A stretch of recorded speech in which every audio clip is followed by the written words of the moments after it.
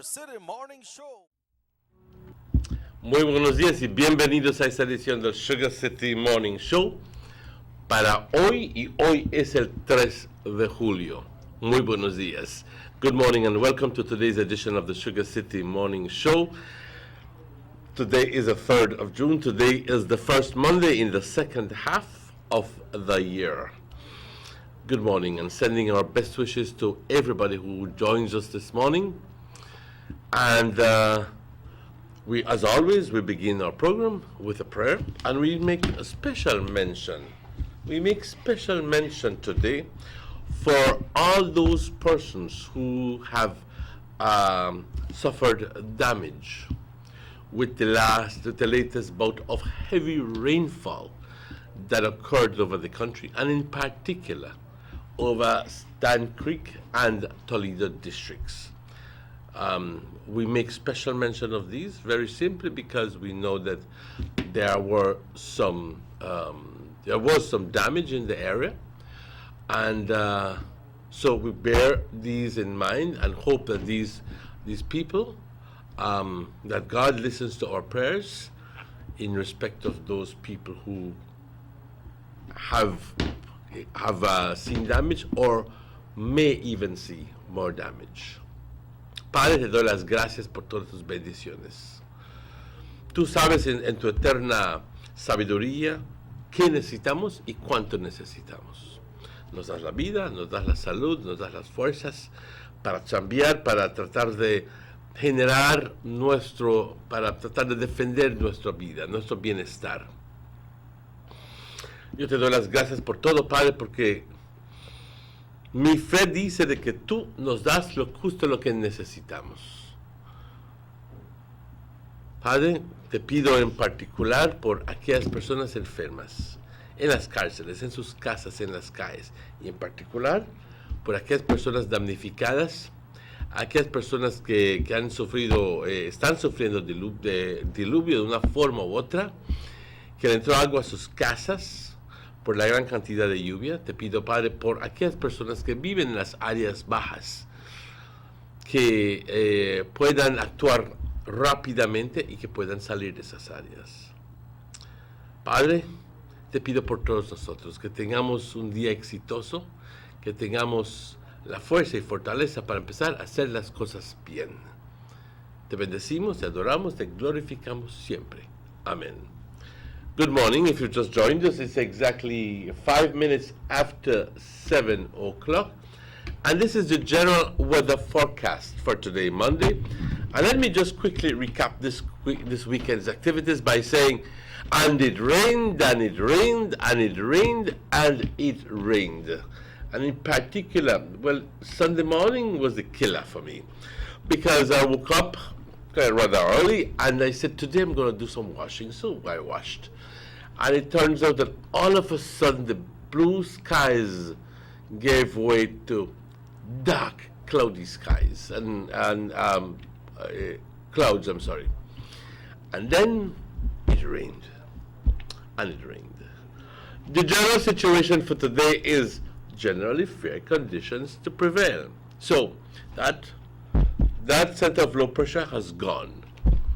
Okay, the 24-hour forecast, sunny with cloudy spells today and partly cloudy skies tonight.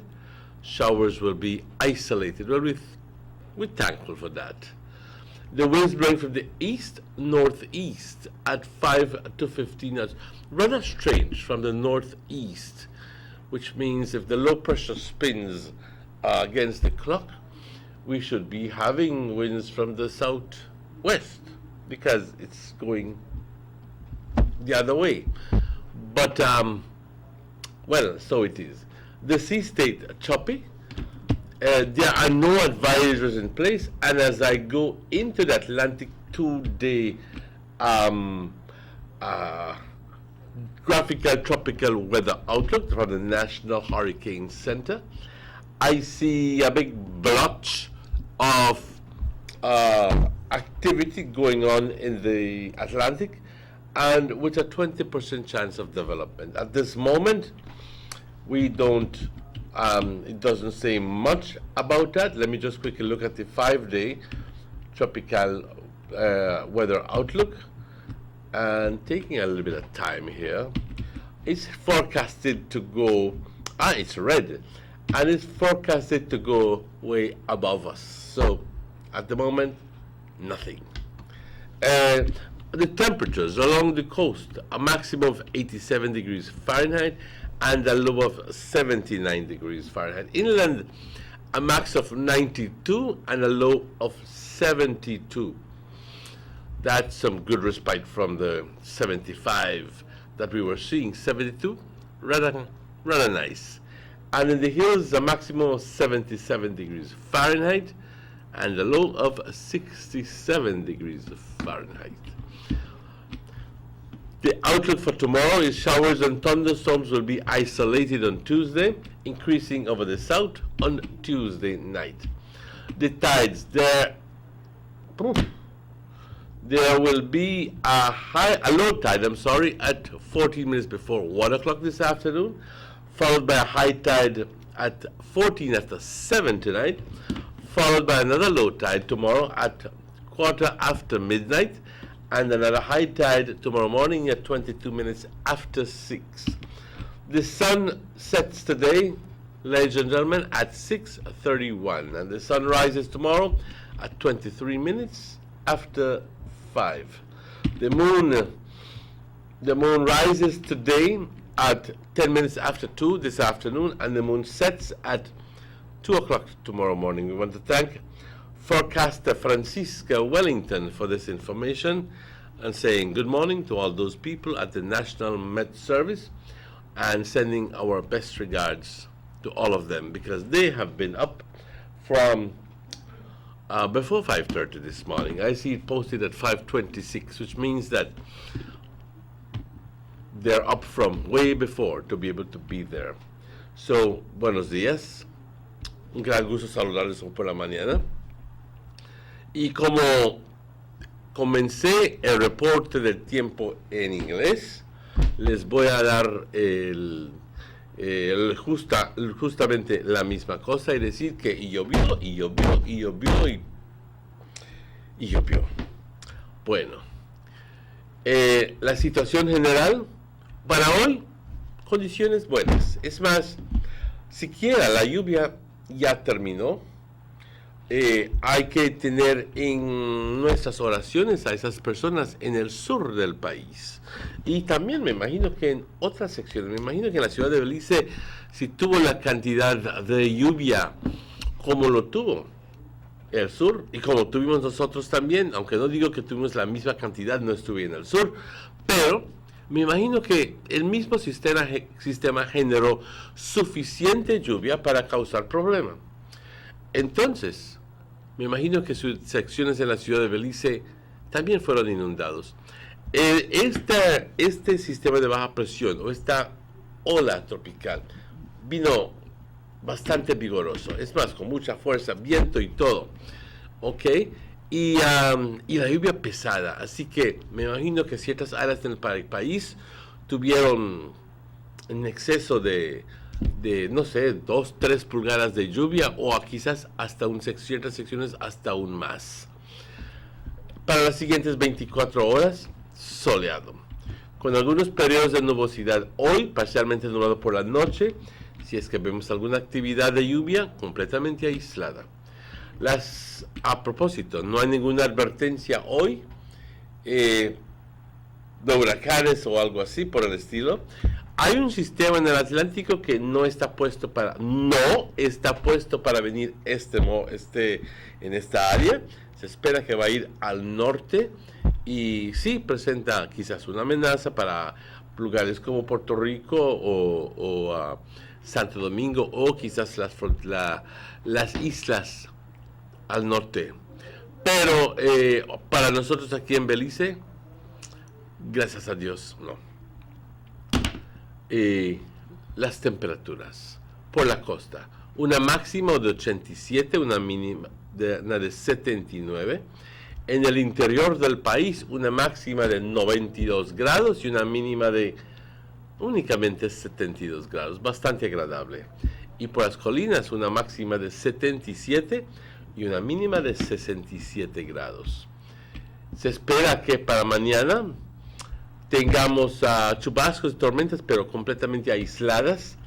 Y por la noche va a haber un aumento en la actividad de lluvia en el sur del país. Así que otra vez el sur, ya me imagino que ha recibido una fuerte cantidad de lluvia sobre los últimos días, tanto así de que ya los ríos han crecido tanto que ya están tirando sus aguas por donde no deben de estar.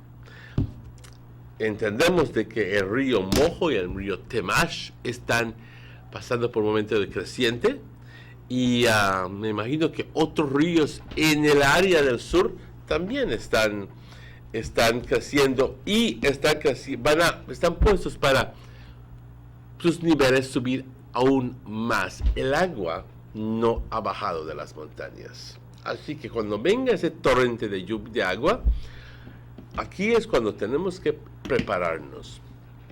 Indicaciones son de que una porción de la carretera del sur estaba bajo de 4 a 5 pies de agua, completamente aislando el distrito de Toledo. Eso fue ayer y nadie podía pasar. Bueno, vamos a discutir más acerca de eso.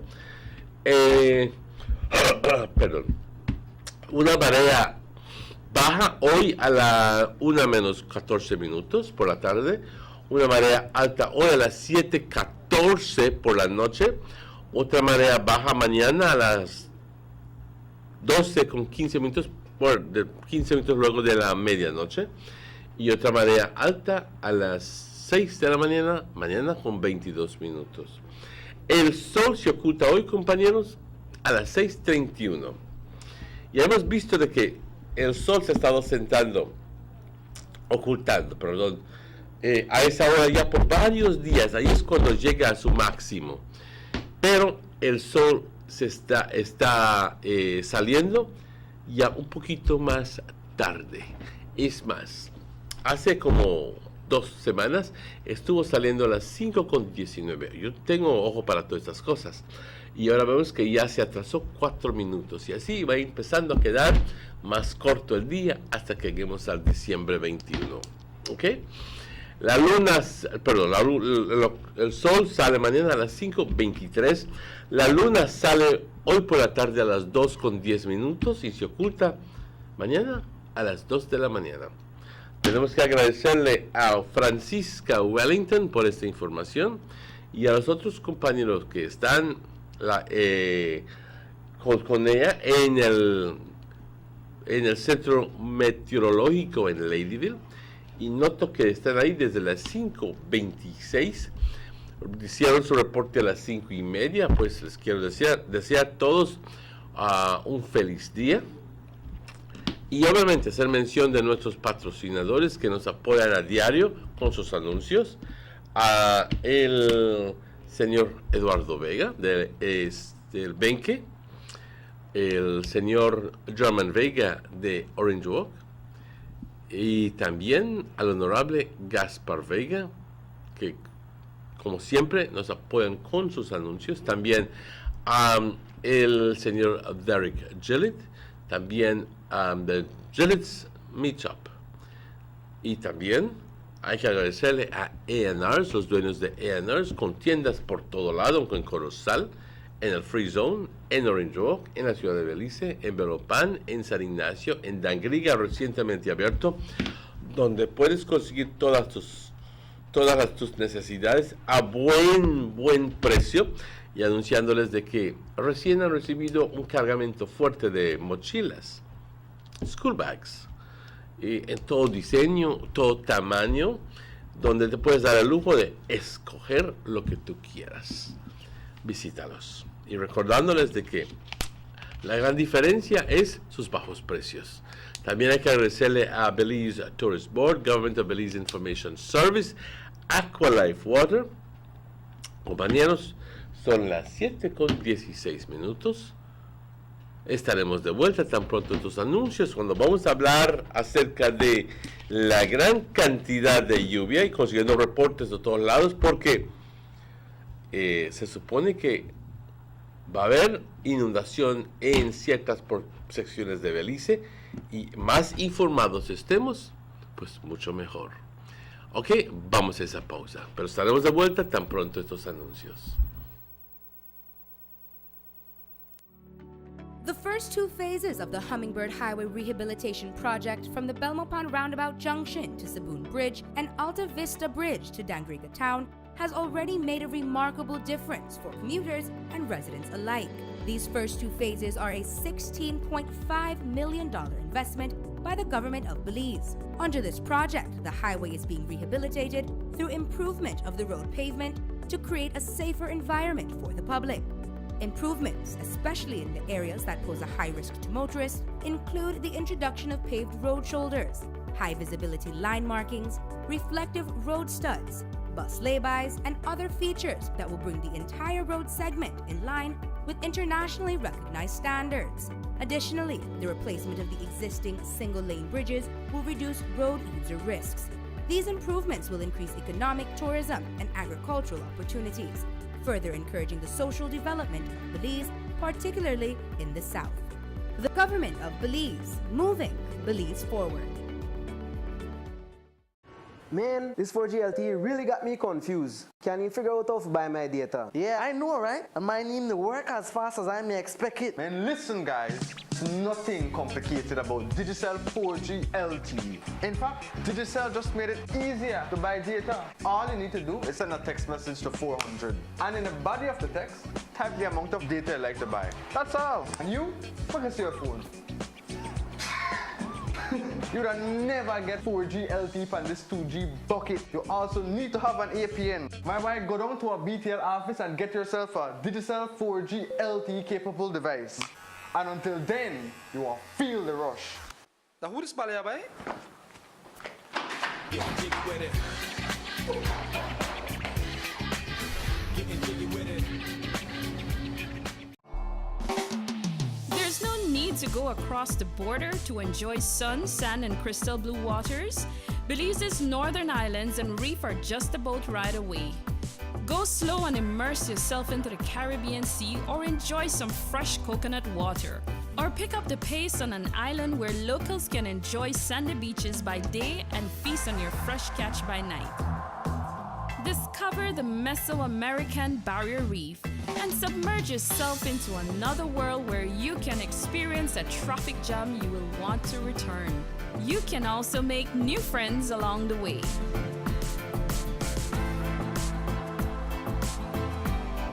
Belize, where you can discover how to be a Belizean traveler.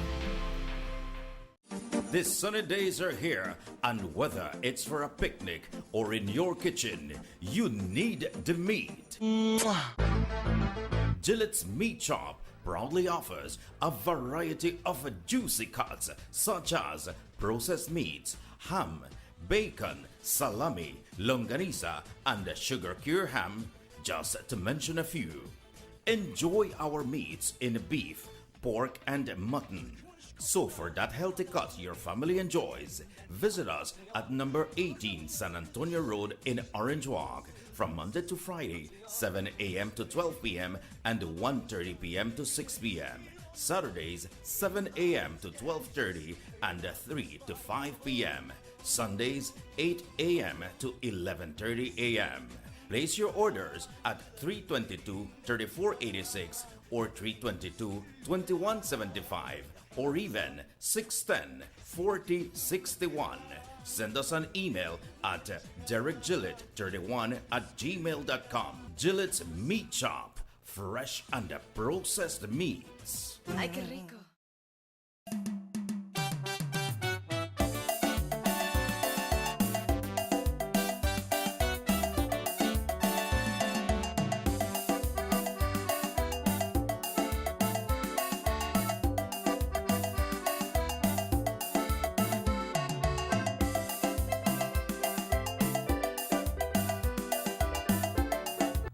And good morning and welcome back to the Sugar City Morning Show. I'm joined this morning by my good friend,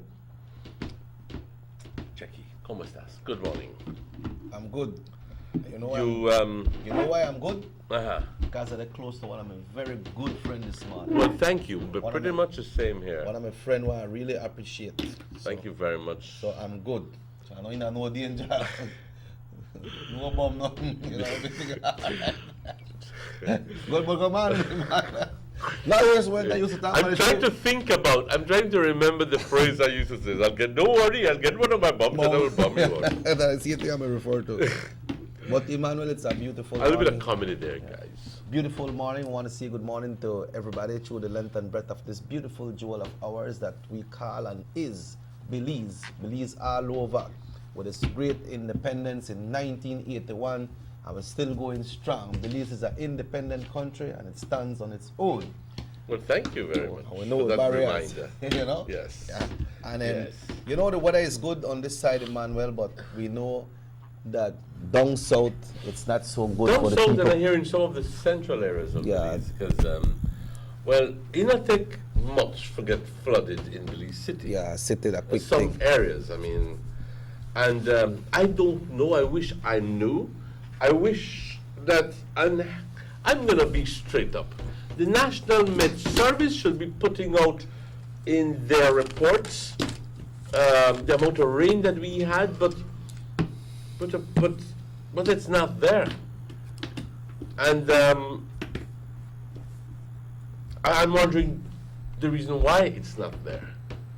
Because These are their activities. this is crucial information, you know, for people like us to be able to report. But maybe perhaps we're looking at the wrong sections. But I'm looking as I speak to the You know have a section that says tropical weather there? Well, yes, but it has It's not there. absolutely nothing in that regard. But Emmanuel, we had the And, privilege. We had the privilege this morning to talk to somebody, a very reliable source, and he gave us some information that we'll be sharing with you all right there in Espanol and English. What happened? What was the situation there in the south, mainly in the Punta Gorda area? So I believe you have some of those tips there, Emmanuel, so we could share. Oh yes. Well, you know, well, the south of the country is particularly vulnerable to flooding and so forth. Well, for a number of reasons. One, the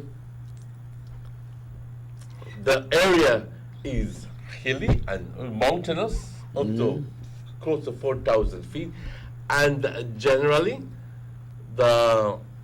it's more prone to get rained on than in the north. I mean, there's a big difference between the rainfall that falls in the north and the rainfall that falls in the south. If we get 30 inches per year, they get 200 inches per year, or something like that. Right, that's so you rain like how the sunshine, yeah. Right. Yeah. So, and because it is mountainous, then obviously rain that falls in the mountain, needs to come down.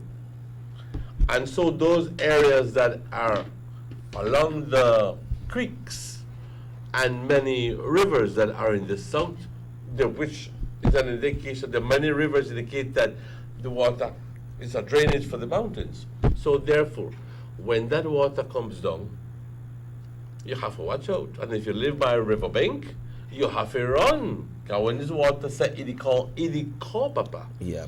it's a wall of rain, of water that comes down. Yeah, it was I've strong. never seen it before, but I Yeah. saw it once. Yeah. You know what I mean? Yeah. So what's the update that we had this morning in the is country? that the Moho and the Temash rivers have become flooded. They have broken their well, I said broken, but they have become quite flooded in the area of the dump, which is the junction, okay, and or area of Jacintoville. okay, and there are reports of 4 to 5 feet of water on the Southern Highway yesterday. The water has receded somewhat, okay? So I believe that now with the water receding, it is passable.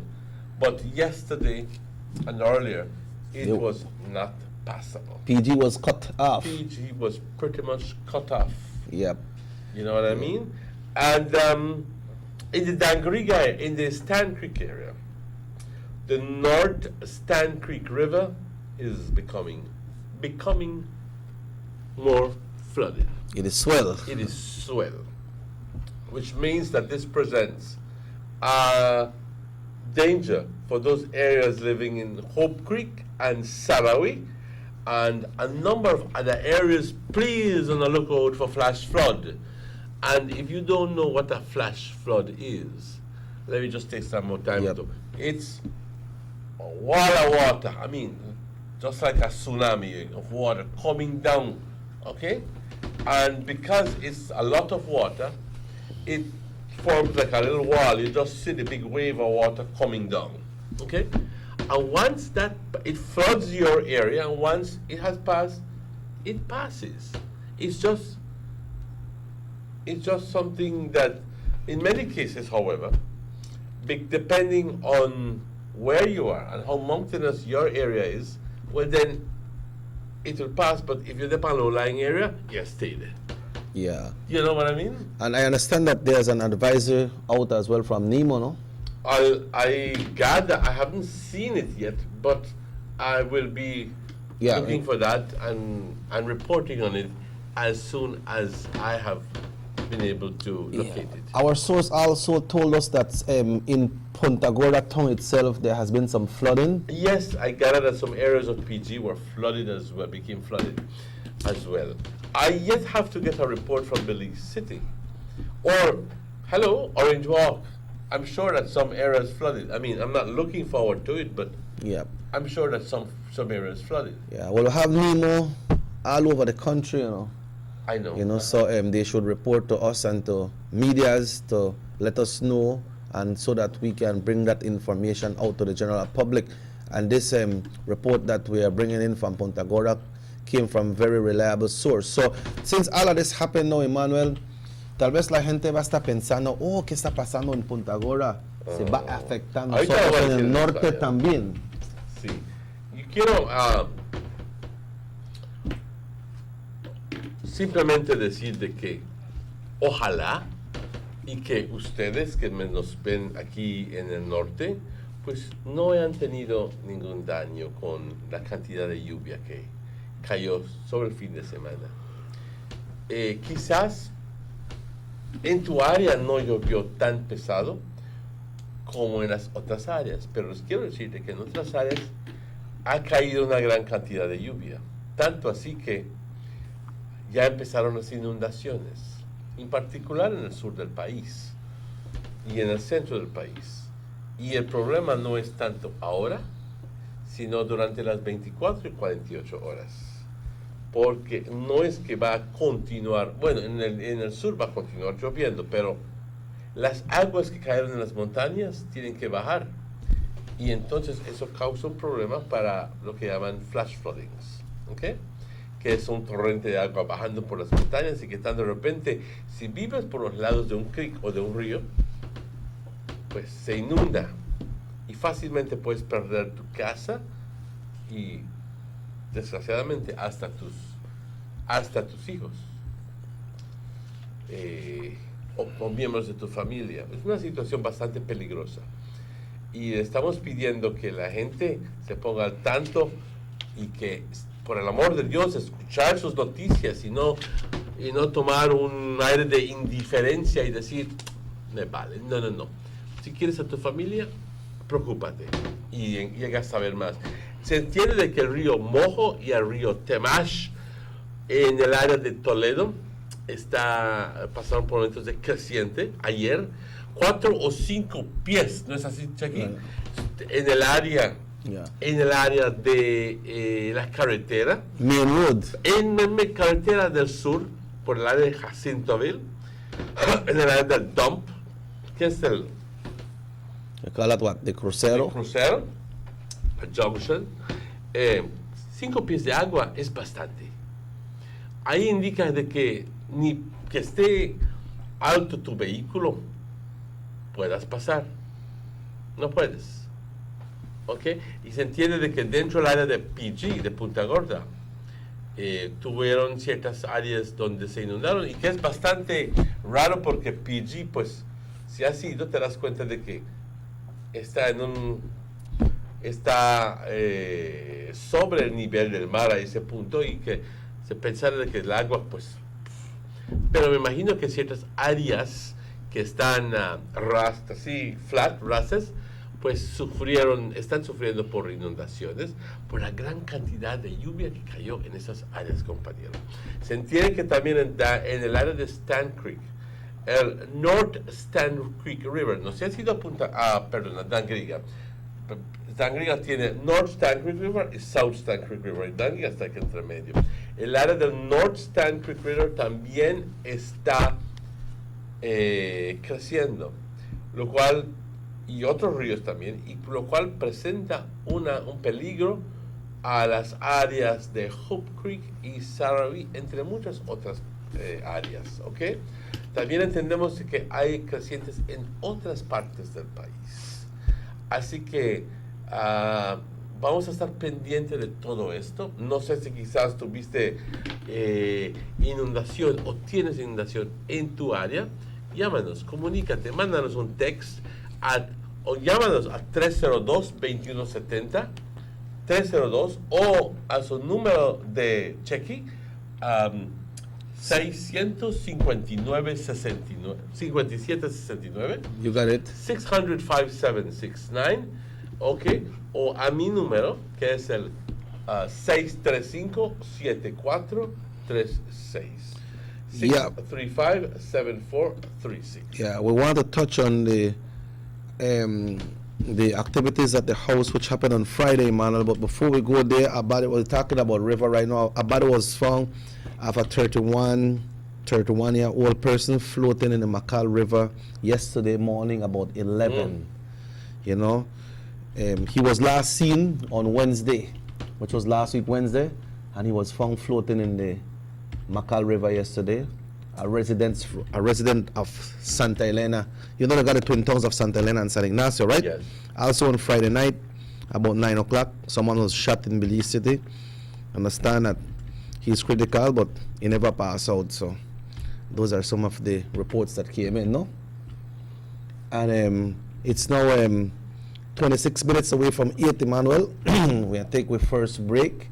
And when we come back, we'll touch a little bit about the activities at the House of Representatives. Yes. It started out. So we'll be right back. It started out with the leader of the opposition, and we'll start out with that, how that happened, and the return of the Honorable Gaspar Vega to the House of Representatives. We'll take a short break, but we'll be right back and we'll be discussing all of these.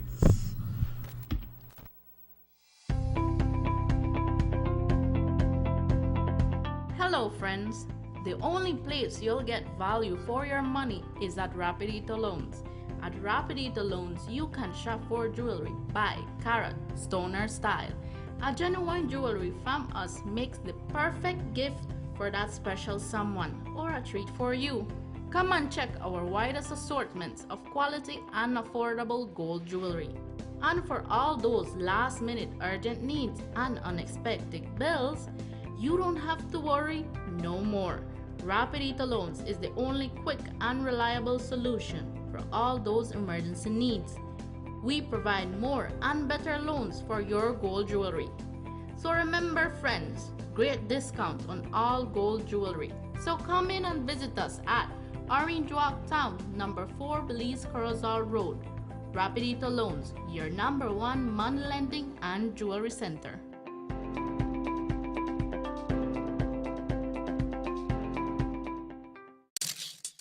Buster. They see you and know you're living. Always a star. Yes, you live in color to the limit. Large and in charge. Yes, that's why you rock with Buster. Refreshing range of colorful flavors. Always a star, never the audience. You run things never run you. Yes, you are the life of it, not just a part of it. Your life is never black and white. Live in full color. Buster. Everybody wants a clean and healthy family. That's why they purchase the best food products and the cleansing materials. This time, we give you a bigger size of La Costeña products like the mouth-watering fried beans and the pasta sauce. And surely for your clean laundry, we have the breathtaking aroma of Ensueño Max Suavitel. Even your visitors will ask what you clean your floors and restrooms with. And you can boast it is the variety of Pinol products and Sultan muriatic acid now in 900 milliliters. And much more for the best prices only at German Vega and Sons Imports. We serve you at number 5 San Antonio Road, Orange Walk Town. You can even call us at 322-3625 or 322-2672. Or you can even send us a fax at 322-2571 or email us at germanvega@btl.net. German Vega and Sons Limited, because we care for you. Freshly extracted local honey, perfect for today's dessert. And these locally produced onions, they are just the right size for my popular onion rings and hamburgers. And these cuts of sheep lamb, also grown locally, are just perfect for my succulent barbecue. When I think about my family's health, I buy local products first. After all, they are fresh and healthier. And if you do the same, you're shaping a brighter future for your community, your family, and yourself, as local spending circles back to you. Remember, when you buy local products, you are building a better Belize. This message is proudly sponsored by the Food and Agriculture Organization, European Union, Ministry of Agriculture, and Belize Marketing and Development Corporation.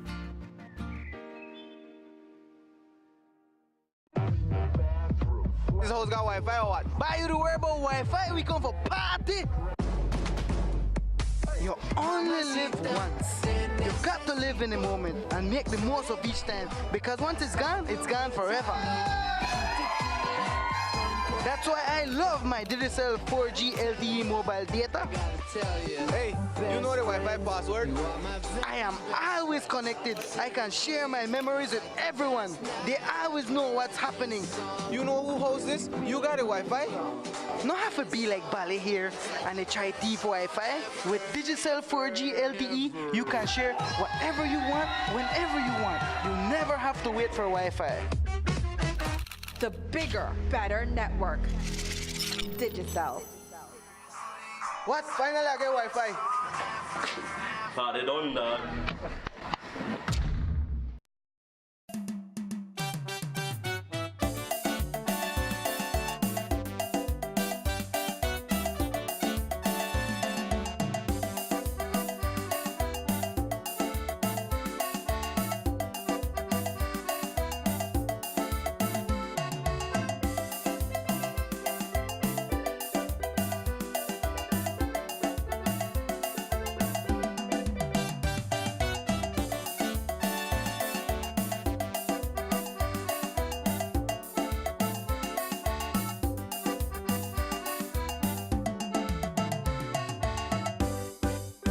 Sugar City Morning Show.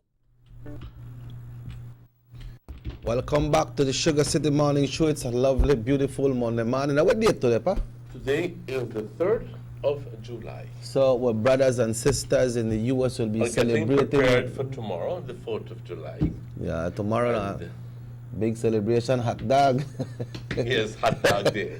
Hot dog day. You know, in certain areas in the States, and in particular, certain areas in particular where I was, I don't know about the rest because I can't talk, but there are certain areas in the USA that have these old residents,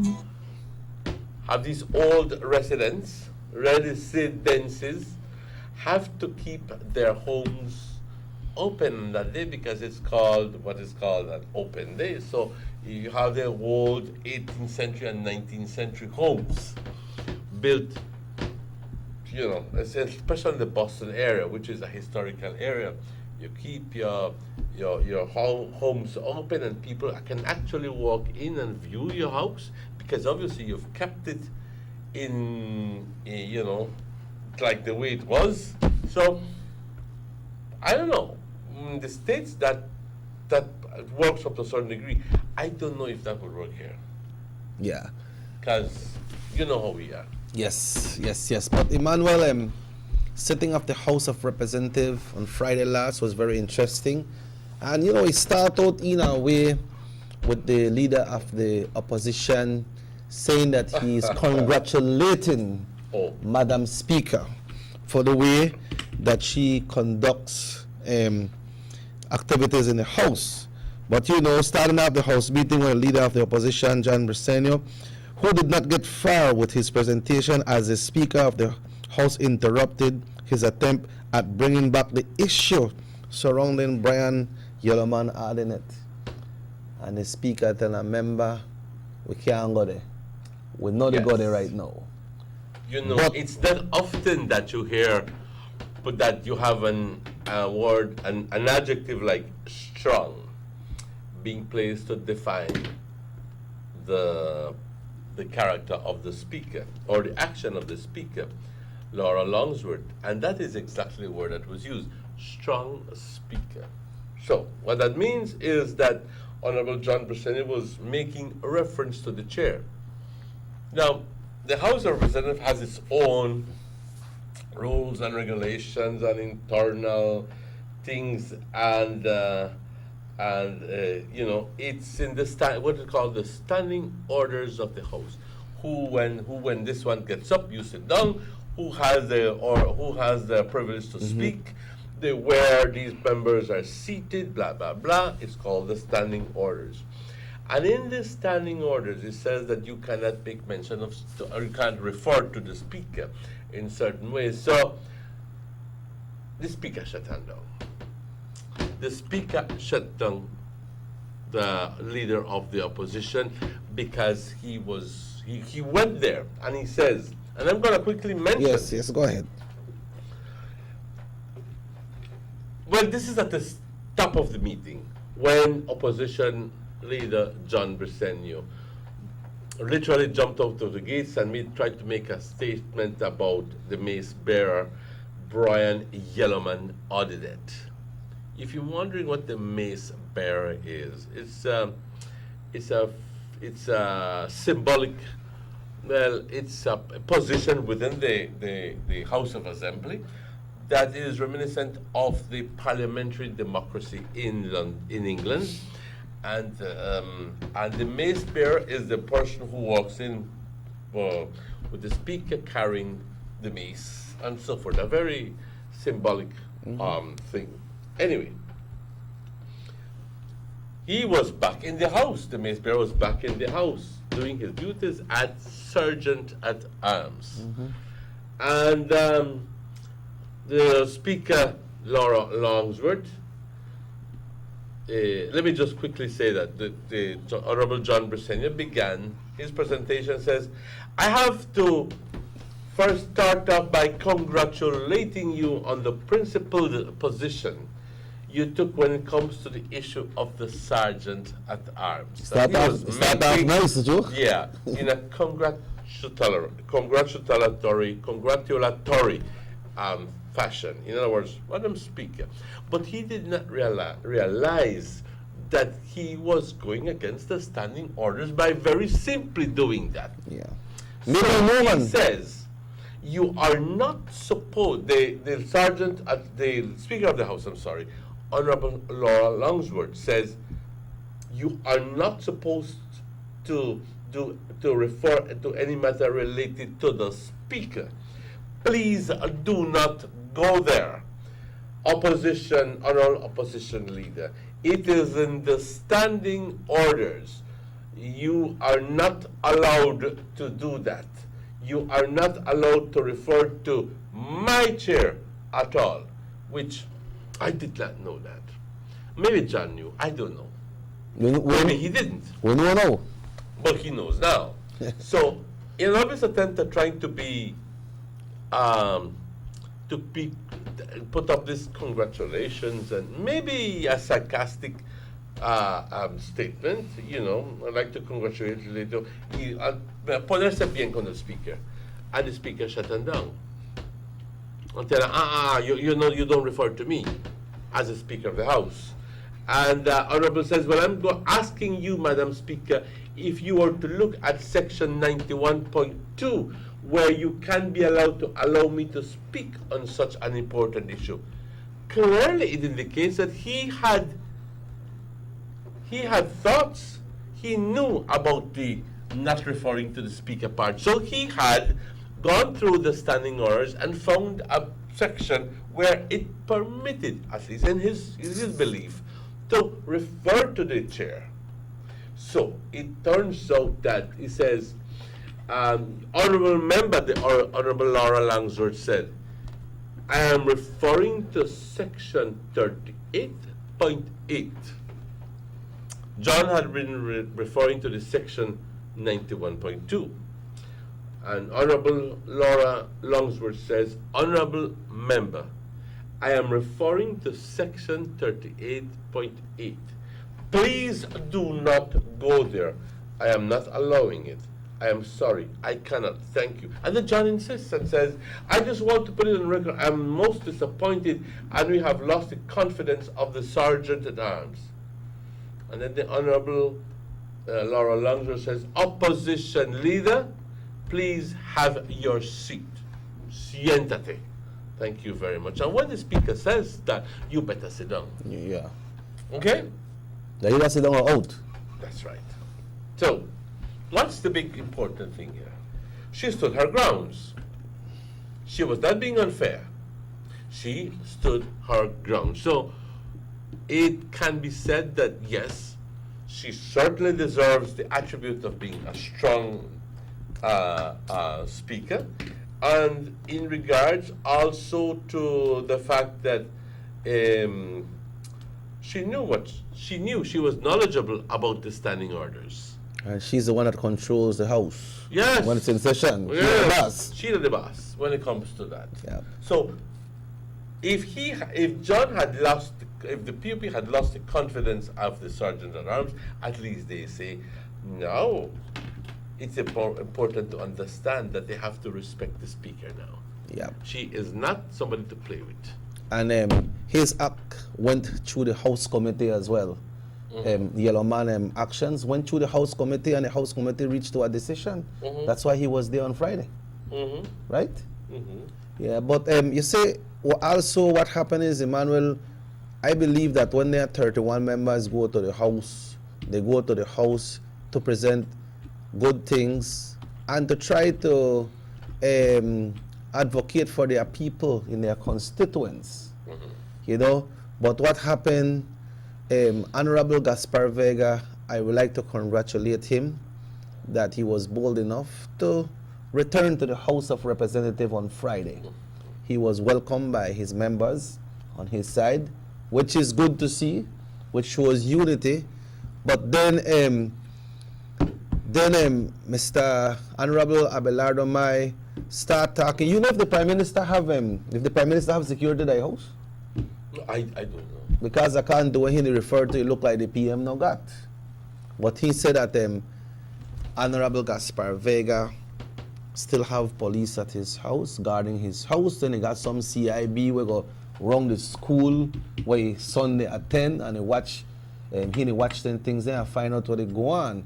But like, you know, you go to the house to try advocate for your people, talk to the Prime Minister and tell them what the people want, instead of you to try attack one ex-member, and the PM respond. What are the words there of Abelardo Mai, Emmanuel? Yes, I will be making reference, quick mention of this, and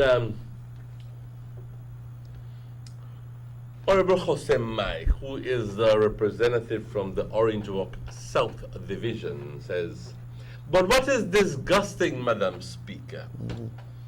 As if he couldn't find any more disgusting things to talk about, is the fact that we have 3 policemen in a 24-hour shift mining the premises of an area representative. doesn't it reek of envy sometimes? Doesn't it reek of what? What is it? Just I don't know, Joe. Oh. But not a minister, it says of an earl representative, not a minister anymore. On top of that, Madam Speaker, the member for the Orange Walk North Sun, a special branch officer, goes every day to the high school to ensure that everything is right and nobody is trailing him. But doesn't that tell you something, Joe? Doesn't that tell you that there is a security issue here? You think that they're going to do that just for fun? Think about it. Emmanuel, before we go further, you remember that there was an attack on the residence of Honorable Said Musa, and the Prime Minister assigned security to him, right? Obviously. Okay, I agree. And Joe continues and saying the Prime Minister, Madam Speaker, for all the bad that they say he is, don't have that kind of security.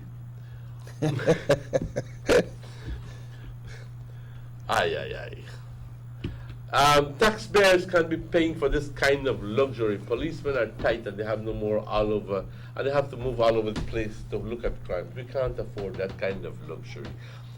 You're throwing stones at a petty issue, Joe. If the man has security, it's because there are threats, at least real or perceived, any way you want to see it, to his security. And even if it were perceived, you have a right to security. Okay? If it was your child, or if it was your family who was whose security was at stake, obviously, if you asked the Prime Minister for security, you would receive it too. I mean, what's the big deal? It's the safety of your family. Hello? So, the Prime Minister answers to him and says, after the circumstances which saw him resign from cabinet, there are all sorts of threats made against him. This is the Prime Minister right there, confirming the reason why he has security at his house. You think he got it off his style? And the only person that can confirm for him to have security at his house is the Prime Minister. Obviously. As far as we can determine, promulgated in particular by his defeated PUP opponent from the last election. And any citizens, and in particular somebody who is a member of this National Assembly, confronted by that kind of specific, is entitled to protection from the police. I hope now that the campaign against the member for Orange Walk North and his family, I hope that that campaign has stopped, and if it has, and the threat as accordingly moderated or disappeared, then we can take away the security. So this is the Prime Minister throwing it back to the PUP and saying, well, don't ever take a such and such a person from within the PUP, the defeated person of the Orange Walk North Division. If they never take we never had to put security at Mr. Gaspar house. Plain and straight, they tell her, if they never take that, we not have security, there would be no need. But this is the kind of person who caused this problem. So it says, I hope that campaign has stopped, and if it has, and the threat as accordingly has moderated or disappeared, then we can take away the security. But you all know, especially those of you Orange Walk, how his defeated opponent behaves. And those are the words of the Prime Minister. Those are the words of the Prime Minister, how he behaves. Yeah, so how he behave. So I believe that the Prime Minister made it clear, and I still say that Honorable Mai supposed to go the house with some more productive comments to try to help the people in his constituents. ¿Qué se pasa preocupado de la seguridad en la casa del señor Gaspar? ¿Ah? Le aseguro que si él tuviera las amenazas, que si él lo hubieran amenazado la seguridad y el bienestar de su familia, y le hubiera dicho, señor primer ministro, yo tengo esta amenaza y yo le tengo miedo a ciertos incidentes, el primer ministro le hubiera dicho, con gusto te damos Porque una cosa es política y otra cosa es la seguridad de un miembro de la Casa de Representantes. Estamos hablando de vida, estamos hablando de bienestar.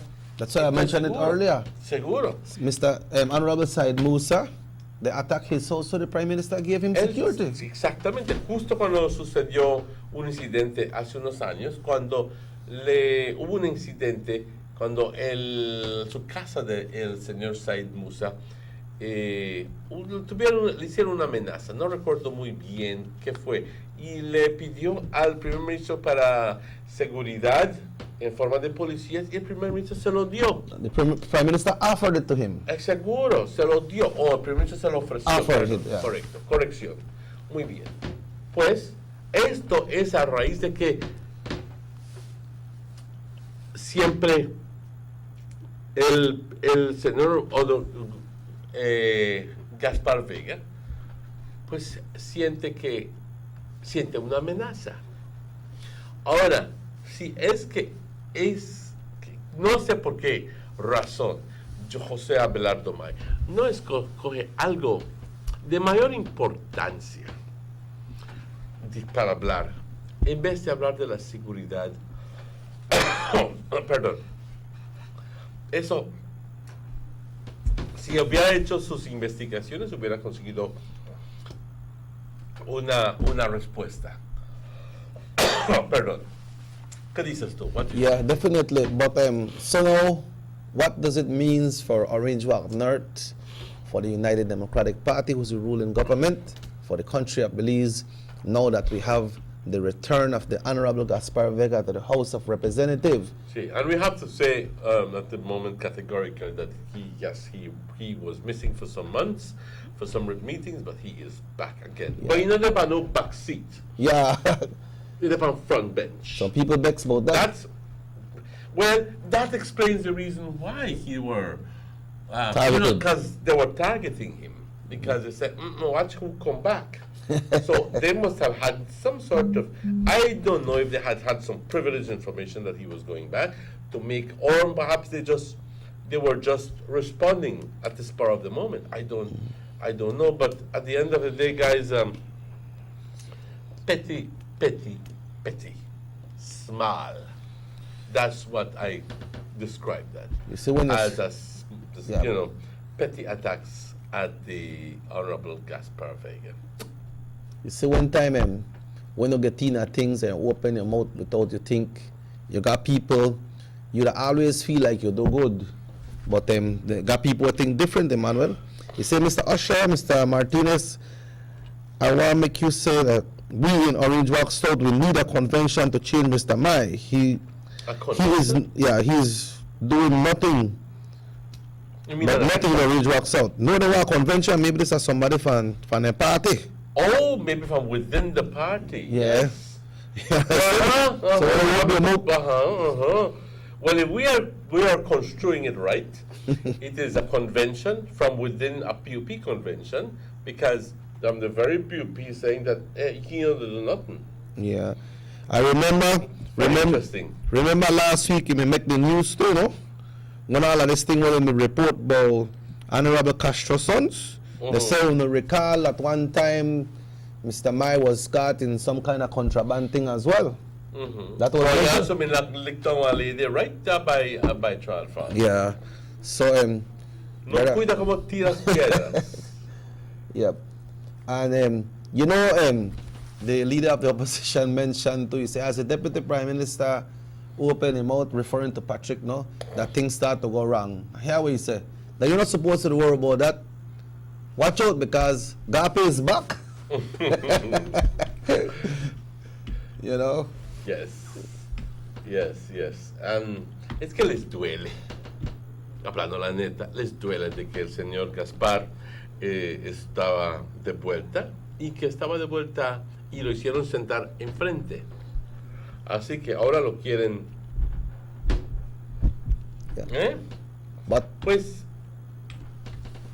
si hubieran sido más astutos, pues hubieran actuado de otra forma, pero tontos que son, trataron de confrontar la situación con cosas pequeñas. Y solo, ¿qué resultó? Se vieron mal.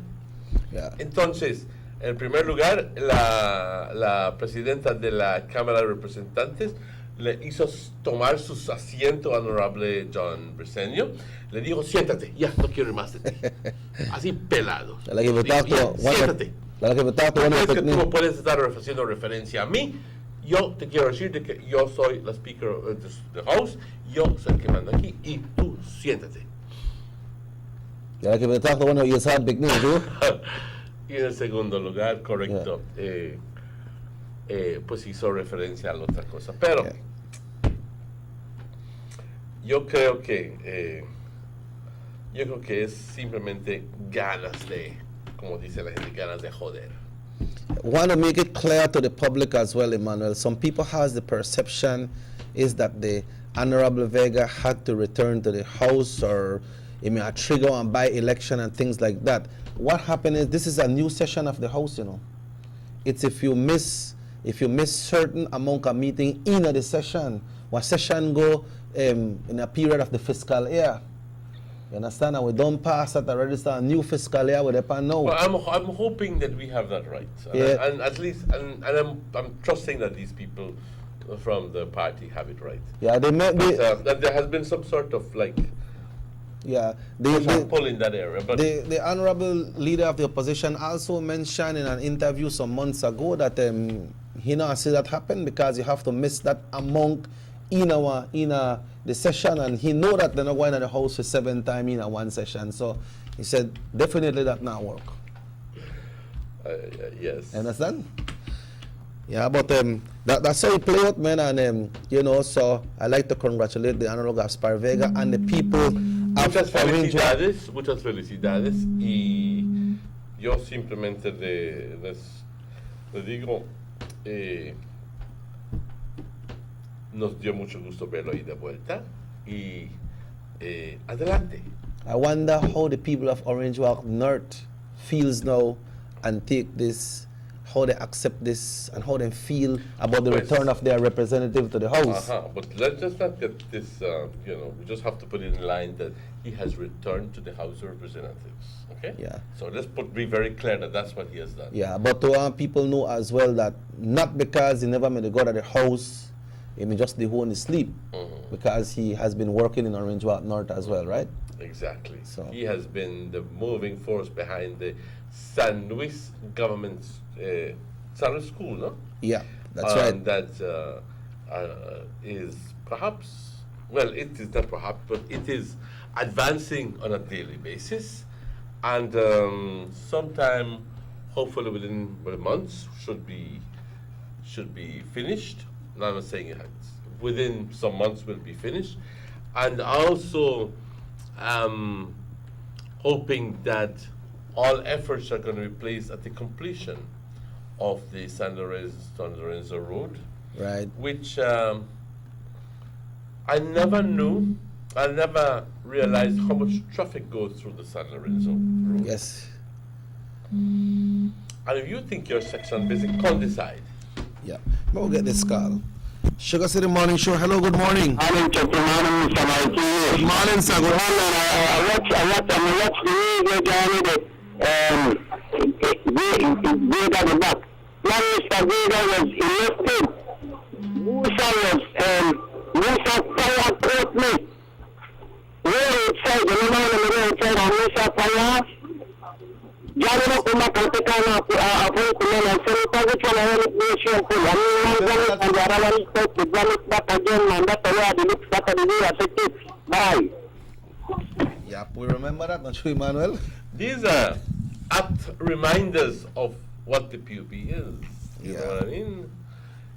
And I'm very thankful to the caller there for reminding us about that. He has a good memory. Thank you very much, Carla. Yeah. Well, Emmanuel, the time is exactly 8:06, 6 minutes after 8. We will take a break and we will be right back. The Philip Colton Highway between Belize City and the Philip Colton International Airport is getting a major facelift to the tune of $31.5 million. Section A of the highway upgrading project between Haulover Bridge and PGIA is nearing completion at an investment of $13.6 million. Works include construction of retaining walls to prevent erosion, widening of the road cross-section to include paved road shoulders, pavement restoration and resurfacing. The project also includes installation of LED road lighting and safety features such as signs, reflectors, road marking, and improved visibility through the clearing of the road reserve. The government of Belize, moving Belize forward. Greetings, esteemed members, owners of La Immaculata Credit Union Limited. It gives us great pleasure to announce that LICU will be holding its consolidated 67th and 68th Annual General Meeting on Saturday, July 22nd, 2017 at the Muffles High School Auditorium located on San Andres Street in Orange Walk Town. We cordially invite all members owners of LICU to join us as we share our financials, developments, and endeavors, including the declaration of dividends for both the fiscal years 2015-2016 and 2016-2017. As always, your presence and active participation at this very important first ever consolidated session is of essence, for your valuable input and awareness are necessary as we continue moving forward to safeguard your interests and hard-earned investments for the sustainable growth of our credit union. We strongly encourage you to be on time to have the opportunity to win exciting punctuality and attendance prizes. Kindly bring along your passbooks. Snacks and refreshments will be served at the end of the business sessions. Once again, copies of the minutes of our 66th AGM are being made available at both our Orange Walk and Belmopan offices in order to allow you the time to review before the meeting. We thank you for your kind patience in allowing us the time to finalize our processes for this highly anticipated meeting. Looking forward to seeing you there. La Immaculata Credit Union Limited, your road to financial prosperity. Let's get ready to rumble!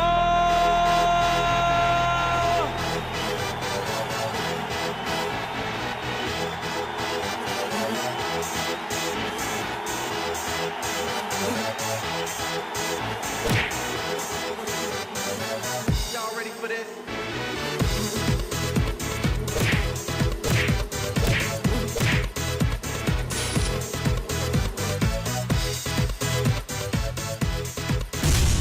Get serious. Get bopped.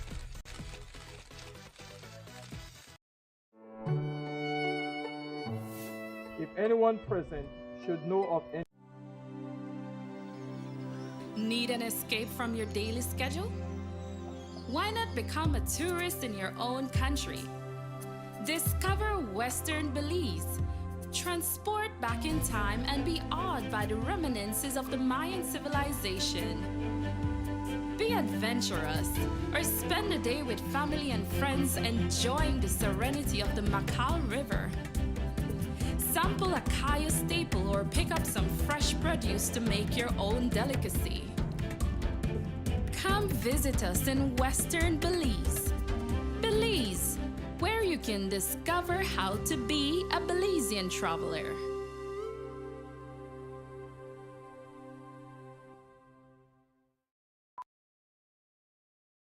Tienes 8 cilindros. Eres adrenalina disfrazada de aleación de aluminio a 8000 revoluciones por minuto. Así como así. ¿Será el cigüeñal? Una limpieza de inyectores y un cambio de aceite. Vas a correr con libertad, campeón. Los que entendemos al motor como si tuviera voz, hablamos máquina. Roche France, poniendo el mundo a funcionar. Ahora distribuido por German Vega & Sons. Búsquelo en su tienda favorita. The first two phases of the Hummingbird Highway Rehabilitation Project from the Belmopan Roundabout Junction to Saboon Bridge and Alta Vista Bridge to Dangriga Town has already made a remarkable difference for commuters and residents alike.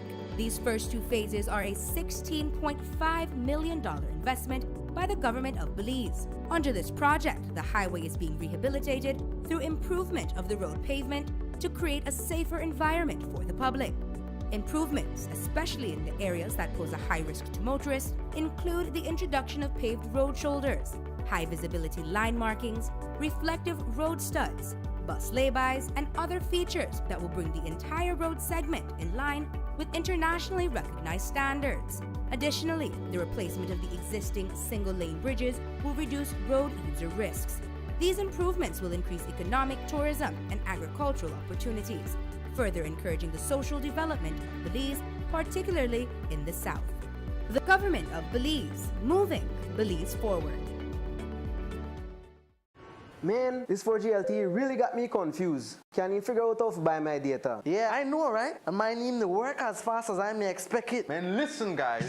It's nothing complicated about Digicel 4G LTE. In fact, Digicel just made it easier to buy data. All you need to do is send a text message to 400. And in the body of the text, type the amount of data you'd like to buy. That's all. And you, focus your phone. You'd never get 4G LTE from this 2G bucket. You also need to have an APN. My boy, go down to a BTL office and get yourself a Digicel 4G LTE capable device. And until then, you will feel the rush. Now who this bally boy? Getting jiggy with it.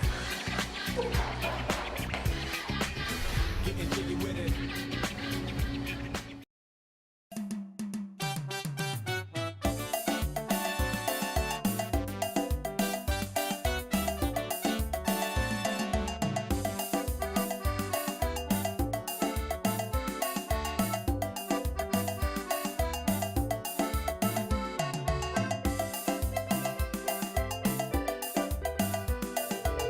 And welcome back to the Sugar City Morning Show. Bienvenidos de vuelta, compañeros, al Sugar City Morning Show. Para hoy, 3 de julio, son exactamente las 8:13. Un gran gusto saludarles hoy por la mañana y aquí dándoles seguimiento al tema que estamos discutiendo o presentando hace rato. Estamos presentando la información acerca de la cantidad de lluvia que cayó en el país de Belice y en particular hablando acerca de las amenazas que existen tanto actualmente y que posiblemente existirán entre un par de días cuando toda esa gran cantidad de lluvia esté bajando hacia las costas bajas o las áreas bajas, perdón, o las áreas por la costa. Así que, si vives en esa área que hice mención, si vives en el área de Hope Creek, o vives en Sarawi, o si vives en ciertas áreas donde se sabe que el nivel del río está creciendo y creciendo fuertemente y rápidamente, entonces, por favor, reacciona y pone en lugar un plan de trabajo. All right, al ministro. Yeah, we have the Minister of NEMO on the line. Good morning, sir. Welcome to the show. Yes, good morning, Yeah, so it's a pleasure. It's a pleasure having you on the show this morning, sir. Tell us when this thing began and what are the cause and what's the situation right now. Well, yes, today we had a flooding in the Tornado and parts of the Stein Creek district, primarily in the Jacintoville area where we had to close the highway. All right, seems like we're gonna knock off. I'll try to ask him to call the number here at the studio. You know how you go with some of these calls, but that was a call there from the Honorable Minister NEMO, Minister Honorable Edmond Castro, right? So we're trying to see if we could get into a. Minister Honorable Edmond Castro. Hello. Hello. Yes. Good morning.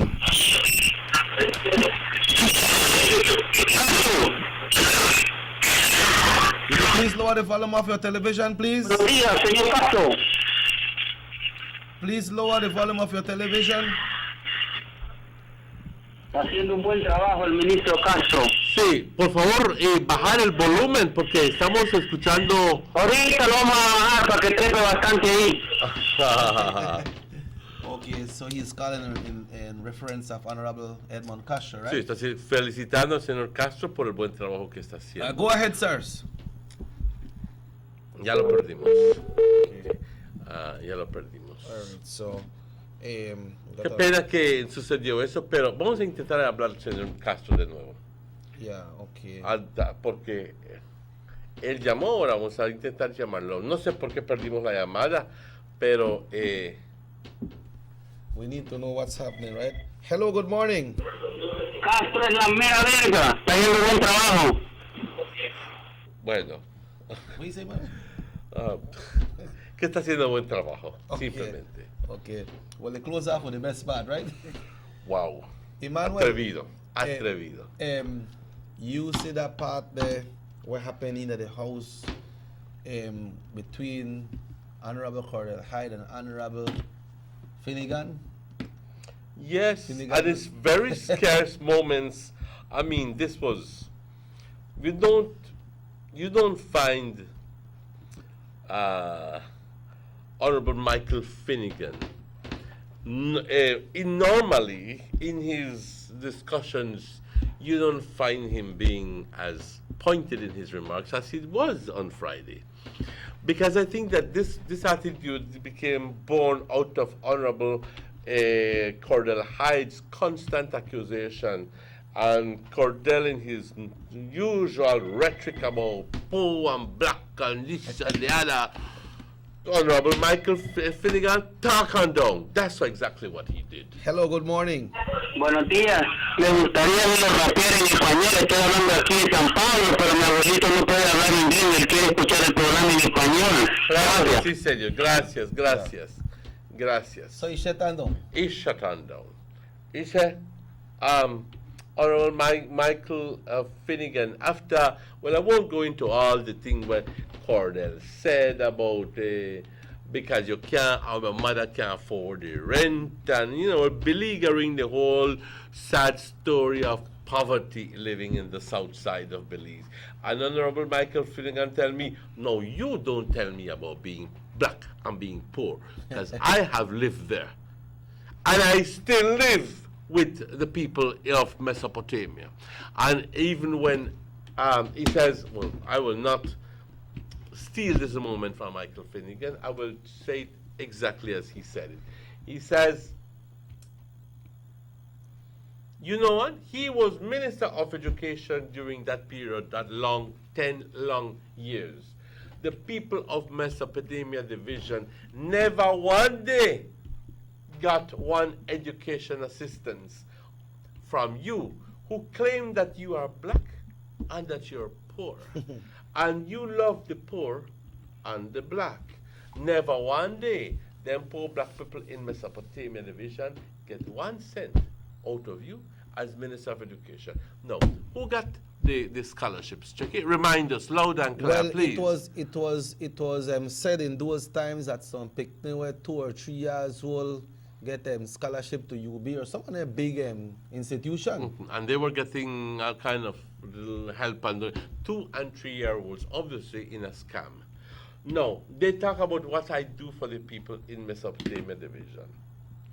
Madam Speaker, when a poor lady come to me, I don't have a lot, and I wish he was here to... You can't say they are Creole like how the man said. Well, I'm reading off the way you say, I no got one lot, and I could give them only $50, only $25. A bucket in a broad curl like how you want. $100, $150 out of my pocket, or sometimes with a government money. But, Madam Speaker, you know what that does? He say, he buy beans, he buy rice, he buy pigtail, he buy meat. We'll get this, Emmanuel. Hello, Sugar City Morning Show. Good morning. Yes, good morning. Hi, back again. Thank you, sir. Good We morning. last got call earlier. Yes. Morning, Honorable Minister Castro. So, we're asking you, tell us when this all started, what occurred, and what's the present situation right now. And the potential. Well, like what I said, like what I was saying earlier, we had to close the road in the Jacintoville area a large portion of the highway was flooded with up to about 4 feet, in excess of 4 feet of water yesterday. So for most of the day yesterday, we closed that section of the highway. And about 5 o'clock yesterday evening, we reopened that segment of the highway because most of the water had then receded now. And I would also like to big up the entire NEMO team, Colonel Defoe, the CO, and the guys on the ground both in the Stan Creek and the Toledo district. And also the police and the BDF was out there along with the NEMO team to make sure that we prevent people from trying to attempt to cross the highway with 4 feet of water. Minister, may I interrupt? I gather that there's some potential for flooding in the Stan Creek area, in particular with some river, perhaps North Stan Creek River, correct me if I'm wrong, where it may present a threat. Because we are monitoring the situation and the water level on the North Stan Creek River. The North Stan Creek River is the river that feeds and causes problems for us in the Hope Creek and Sarawee area. So they are still on some sort of alert, advisory and flood alert. So flash flood, no? And in the past, that had happened to us some years ago, where we lost at least one person died.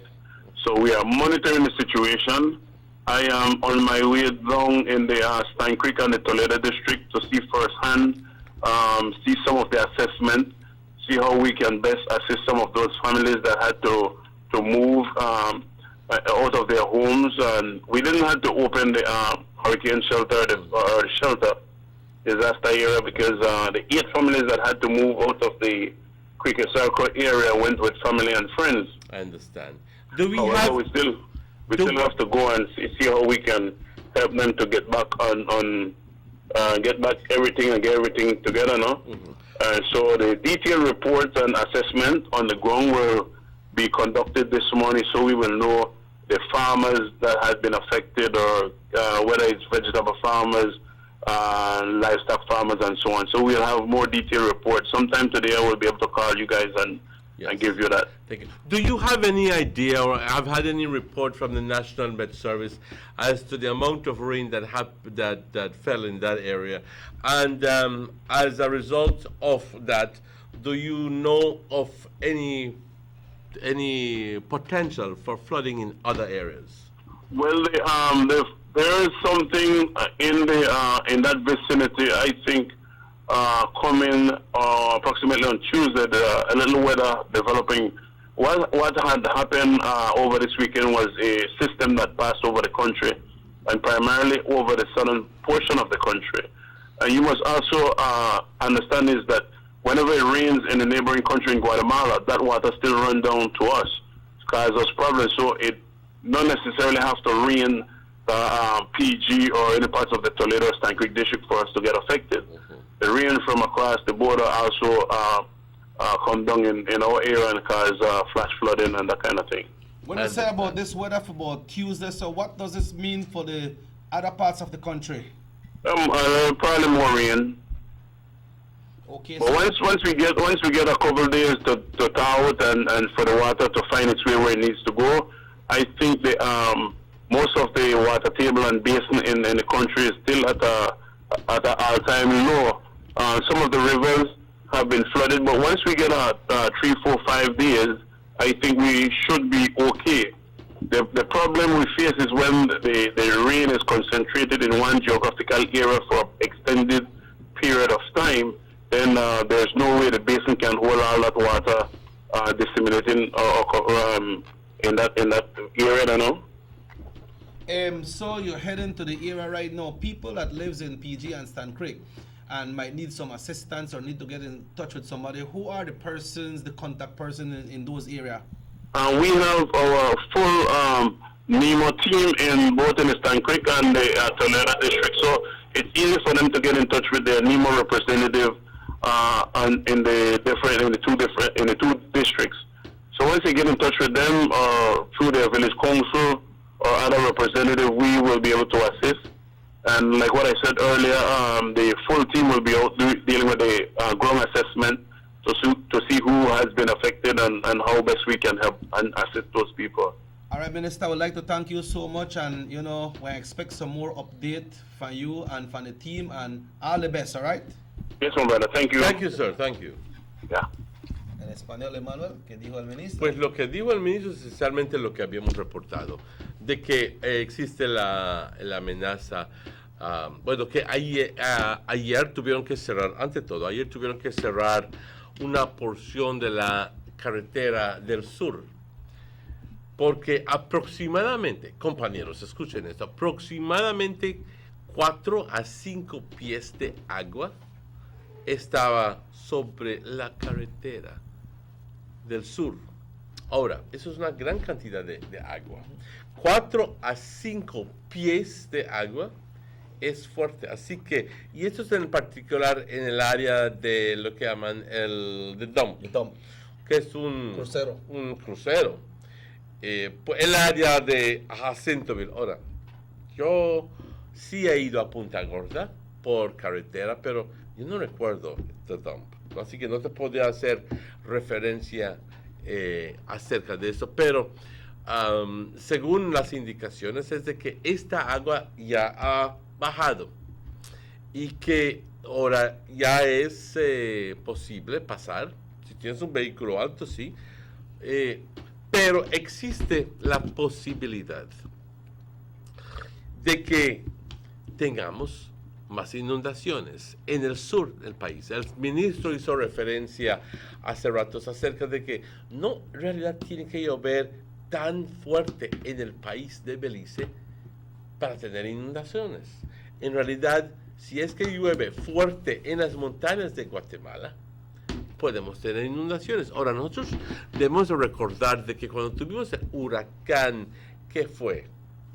Rosanda, no me acuerdo, hace muchos años, llovió tan fuerte en el área de Campeche y de Campeche, que el área como está, como cuando llueve en esa área, pues el agua cae a las secciones bajas. ¿Y sabe dónde terminó el agua? En la ribera del río Hondo. ¿Qué sucedió? Aldeas como Douglas y San Román vieron, creo que la peor inundación jamás visto. El punto aquí es de que sí llovió fuerte en el sur, pero quizás llovió más y seguirá lloviendo más en los países vecinos como Guatemala. Did he say what brought the Así que, perdón? Did he say what brought the rains? What brought it? Oh, it was a tropical wave, a vigorous tropical wave. No, we the way to the north, and we get a lot of rain, and we get a lot of breeze. Pero en el sur es diferente. Pero en el sur, si no has experimentado una tormenta en el sur, en las montañas, pues te hace falta verlo. Te hace falta verlo, ¿ok? Yo no quisiera verlo de nuevo, te seré muy franco, pero te quiero decir de que existe la amenaza de inundaciones, que todavía, pues, la amenaza todavía falta suceder, ¿ok? Y por ser amenaza, entonces hay que estar, como dicen, al ojo al Cristo, con en los niveles del río, porque ahí como estamos en montaña y cae el agua, es como si fuera una pared de agua que cae, que va bajando, y si tú estás ahí, pues se arrasa con todo, ¿ok? Tú y tu casita, tu tinglado, tu timbiris, como lo quieras decir, ahí se va todo, ¿ok? Y hay pérdida de vida, hay pérdida de propiedad, hay pérdida livestock.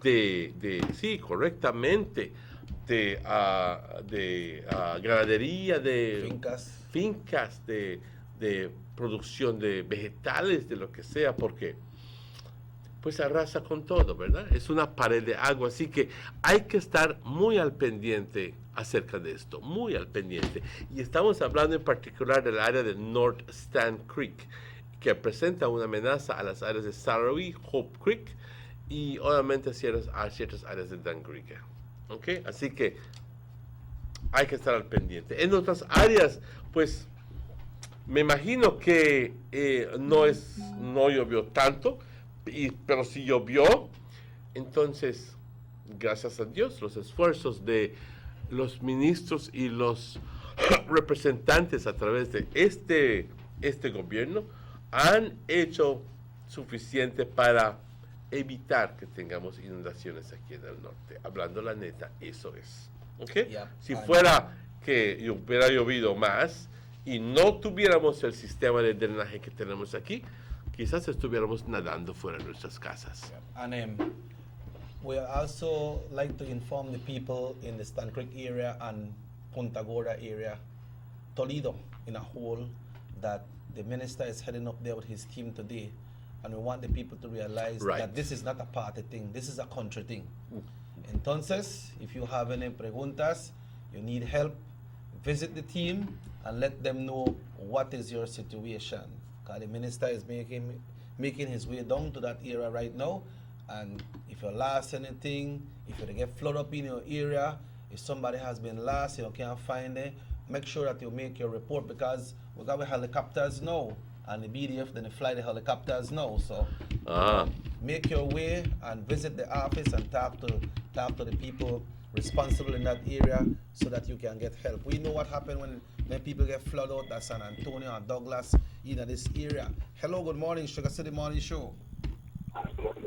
Morning, Jack. Morning. Good morning. Hi, morning. All right. No, I normally call the radio station not to complain. I don't know what person complain, right? All right, okay. Tell me. But this morning I have to vent my anger, my frustration, my disappointment. I woke up to find my husband in a semi-cold state because he's a diabetic. And when I got to check his glucose is way down to 41. Okay. I knew I had to get into the doctor or see how I get the sugar back up. Right.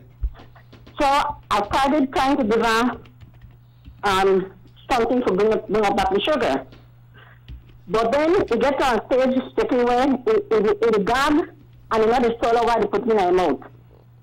Okay. And the sugar will go lower. So I decided to call in the caregiver for her because as women know, my husband is in a bed for 3 years now. Damn. My husband is a bed-bound patient. I can't put her in a taxi because if I come and put her in a taxi in Turkey, you not call a hospital ambulance. But I have to use the ambulance. Right. So I asked the caregiver to call for me while I get my clothes in appropriate place to go to the hospital. I asked for the ambulance. The person on the turns time and get through to the ward or whatever, and they say, yes, I think they send the ambulance. So we continue to try to give one thing, and eventually he began responding a little bit. So I called back now to tell me, well, my husband will respond now, so I don't really need the ambulance anymore. Okay. You know what whoever answered me tell me? He tell me to say, the ambulance only responded to our accident. What? So, all right, so you are telling me now that if I have a bedbound patient who I cannot get into a friggin' taxi, I can't get the ambulance to come my husband at the hospital and this man look at dead and check it? But they have to use the ambulance to go drop off the nurse. She's going to go buy fried chicken and go buy all kind of things. And I will say this, I have been using this hospital over years to take my husband especially. But, and I have always praised the people who I've had to come in contact with. And I will still give credit to those who have been attentive to me and helped my husband in any way. I don't want to discredit everybody at the hospital. I don't know who they change the policies or who they make the policies at the hospital. But something has to be done about this because if I have a patient and need the ambulance, I can't get in by no other means except the ambulance. But because of no accident, they all come to my bloody husband. So when you call them back, if you never call them back, are you may wait? You may still wait right now. Exactly my point. My husband and the generator in my house for my damn bed because I'm not waiting for the ambulance, not knowing that the ambulance now come. Wow. So Ali, while you thought that the ambulance was gonna come, and when you called back, it's only because you called back there. You find out that know that the ambulance not may come. Only because I call back. Emmanuel and Checky, it's time for us to open our freaking mouth for us all the time because, like I said, I don't know if the minister, I don't know if the hospital administrator, I don't know if the principal nurse, I don't know who they make their decisions at the hospitals. But I just hope that there are people reconsider the policies that they're putting into place because the only we poor people this will affect. Because who rich, now they could carry the doctor home to their house and go and make them send to their patients. I bloody poor. So I am pissed. If I mash anybody foot this morning, friend or no friend, I don't give a shit. I am freaking mad. Thank you, God, that it begins to respond. I guess the one I don't give on before, they didn't begin to react in my body, and he regained full consciousness. So I thank God because he regained his consciousness, he's aware, and the sugar will come back up to 11. We are very glad for that. Emmanuel, what if I never know what he starts to do? Huh? Yes. And I the way to make people come pick up my witch, and that is first time I was said this. That is first time this ever happened with me. But I talk for the whole of Orange and the whole of Benin. Because like myself, somebody else may find themselves in the same situation, and when you think ambulance are come for you, the bloody ambulance now come because the woman tell me that the ambulance only will respond if there were accidents. She not ask me what is the status of the patient. She not ask me nothing. Right away, I identify the person because the person right identify itself to me. It's a pity you never get a name. No, it better I never get a name for true. It better. It better. Well, I know how you're living that. I just open the mouth and talk, and I know it's only talk for me.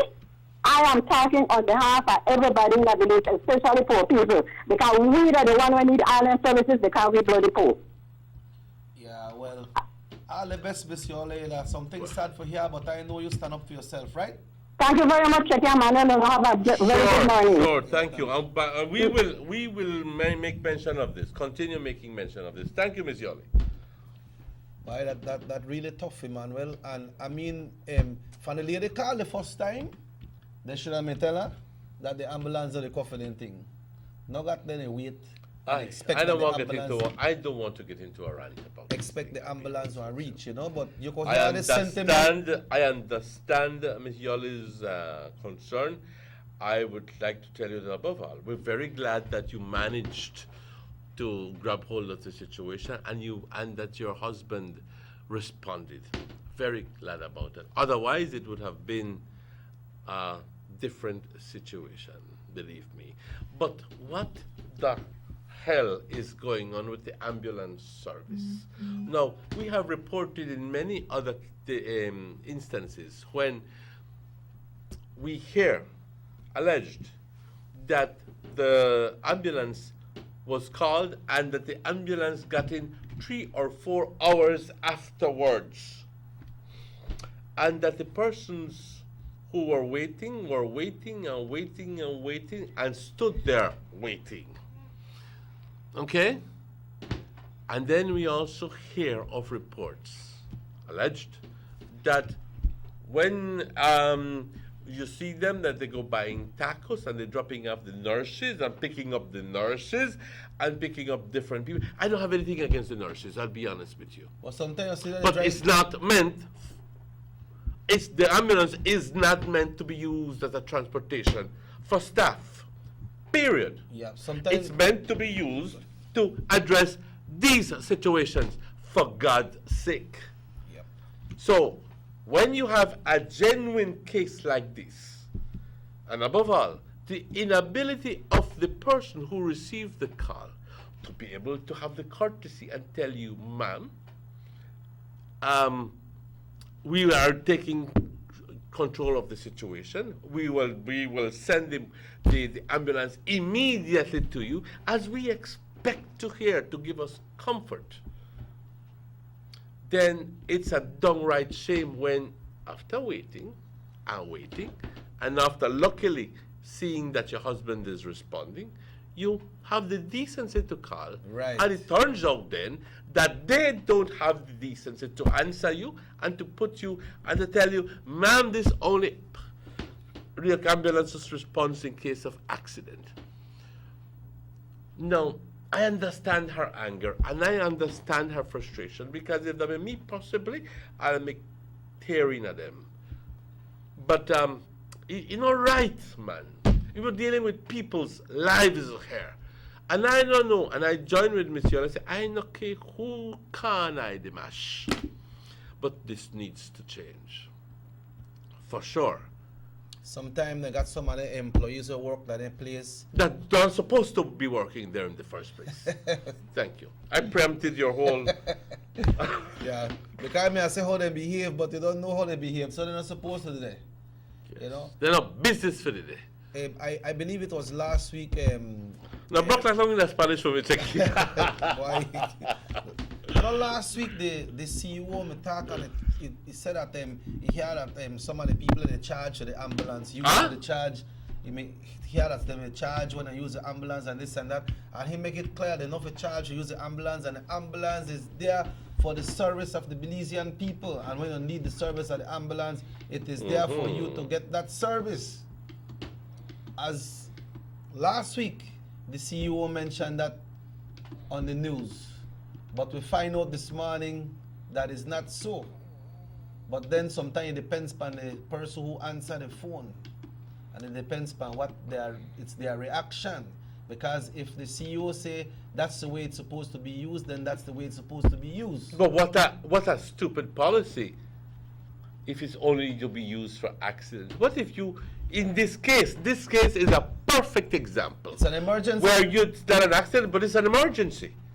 So I can't understand the ineptitude coming from some people, whoever that may be, in that regard. I just cannot understand it. You see, and when you talk about any things there, and sometimes yourself reach an area of the attendance and show you bad ways, and I don't want to attend to you.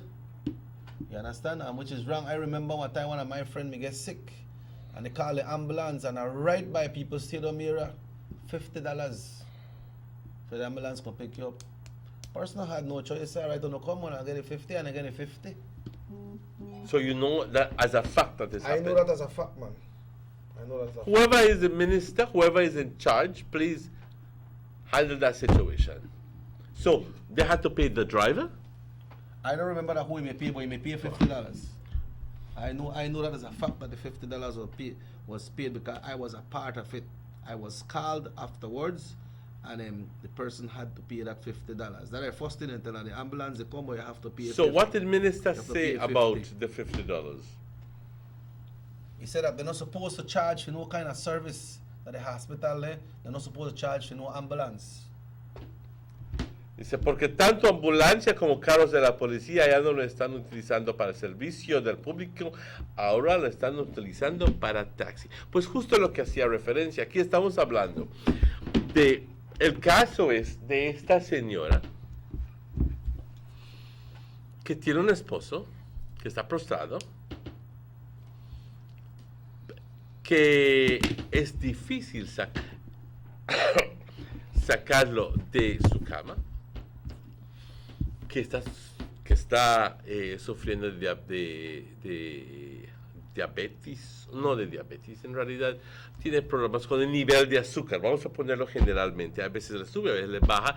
En este caso, le bajó el azúcar a 41, súper bajo, lo cual ya saben ustedes que causa problemas, que te da vuelta la cabeza y que pierdes en muchos casos conciencia.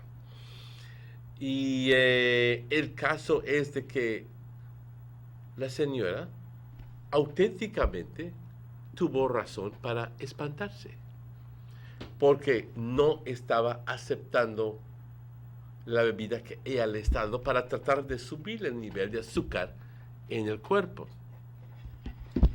Ya entonces se dio cuenta de la situación, se percató y dijo, tengo que hacer algo rápidamente.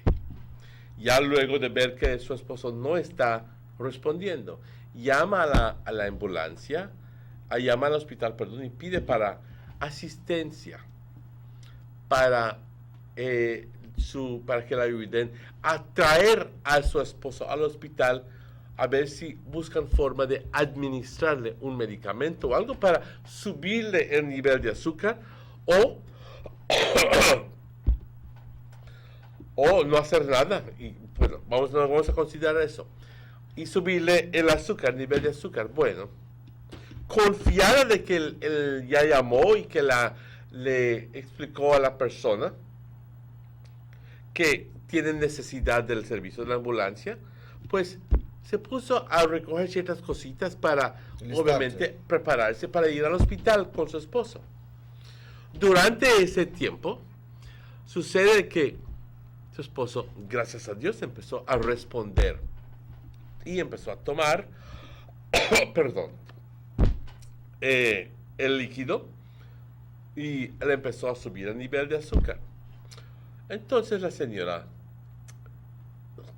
se dio cuenta de esto y dijo, ¿sabes? Pues quizás ya no necesite a la ambulancia. Llama al hospital y le dice, pues, si es que ya mandaste la ambulancia, te pido disculpas, pero ya mi esposo empezó a responder. Y la persona que le contestó le dijo, pues la ambulancia no iba a ir de todas formas, porque solo responden a accidentes. Y te vas, y si dijiste, wow, en tu casa, pues te entiendo. Se pasó. Eso pasó. Porque si eso no fue una razón suficiente para justificar el uso de la ambulancia, entonces, por el amor de Dios, ¿qué es una razón justificada? ¿Qué lo es? Si para eso tenemos ambulancias, cuando tienes emergencias, urgencias, cuando se confronta la situación de pérdida de vida, cuando tienes que explicar lógica, entonces estás mal. No sé si... Pero la verdad es de que te pones a preguntar las razones. ¿Quién hizo esa ley? O si nada más es una mala interpretación de la política que existe en el hospital. Si es una política del hospital, entonces apesta. Entonces, ¿cómo es que vas a utilizar una ambulancia solo para accidentes cuando en realidad tienes casos de emergencia, cuando auténticamente se requiere el uso de la ambulancia? The lady lived must say like 5 minutes from the hospital in an ambulance, ¿no, Emmanuel? Y se escucha muchas veces que la ambulancia está usando para autobús, transportando personal del hospital a sus casas. Así que muchas veces lo usan para autobús. Y cuando la gente auténticamente llama, el problema, yo creo que el problema ya se debió haber resuelto. El problema nunca debió haber sucedido. Una ambulancia, por el amor de Dios, es para emergencias. And this was an emergency case. Y esto fue una emergencia. ¿Cómo es que esta situación surgió? Me llena de ira y de frustración y estoy... y la señora Yoli no me va a mentir. No, man. Yoli, she no I complain. join you. But Emmanuel, like I tell you, Pero es una plena y neta vergüenza. Lo siento, ya lo dije. I believe it has to do with the personnel. That's what I believe, because last week the CEO spoke and they asked him about some charges at some hospital, and he said no, they're not for charge. Pero tú tienes un cuento diferente, ¿verdad, Chequi? Tú puedes confirmar el hecho de que alguien le tuvo que pagar $50 Yes. a quien sea para el uso de la ambulancia. Señor ministro Pablo Marín, llamado, por favor, porque este señor sabe de un caso personalmente cuando tuvieron que pagar $50 a la ambulancia. Me imagino que al chofer o a alguien ahí. Because when the para el CEO uso de la ambulancia. When the CEO spoke, Emmanuel, the CEO said there is no And implementation. the CEO was Mr. Figueroa? I think it's Mr. Figueroa. I don't really know. Ramon? I think Okay. so. When he talked, he said that there is no charge. So who they charge to do it illegal? When you go to hospital, enough to charge you for nothing. Hospital got a certain amount of medication, and when they don't have it, they refer you to the private pharmacies. So Then who is the one who is directly in charge of that? in charge of what? Of the ambulance and so forth? But I don't really know that who in charge. I don't know if the administrator or the who in charge. If they have a special section for that, but it could probably be the person will answer. That's why they should have lines: ambulance, emergency. You know, so when you call, you know to call exactly to the ambulance. Then you know exactly who picked up the call and who did that reaction, because everything I come and start to blame for the ministry, for the minister, for the government. And then all the time it's not so, and people put it in another way. You understand? Miss Yolo know they put it in another way. Miss Yolo they put it with what she experienced and what happened to she. So if she never called back and she made wait for the ambulance never may reach, because the person tell her plain that the ambulance don't respond for that kind of things there. It's true. Right? But Emmanuel, it's 8 away from 9, so I don't know if you can finish off with that piece there with Finnegan before we close. Which? Yes, man, I'm up on that, man. I know. I was just a little bit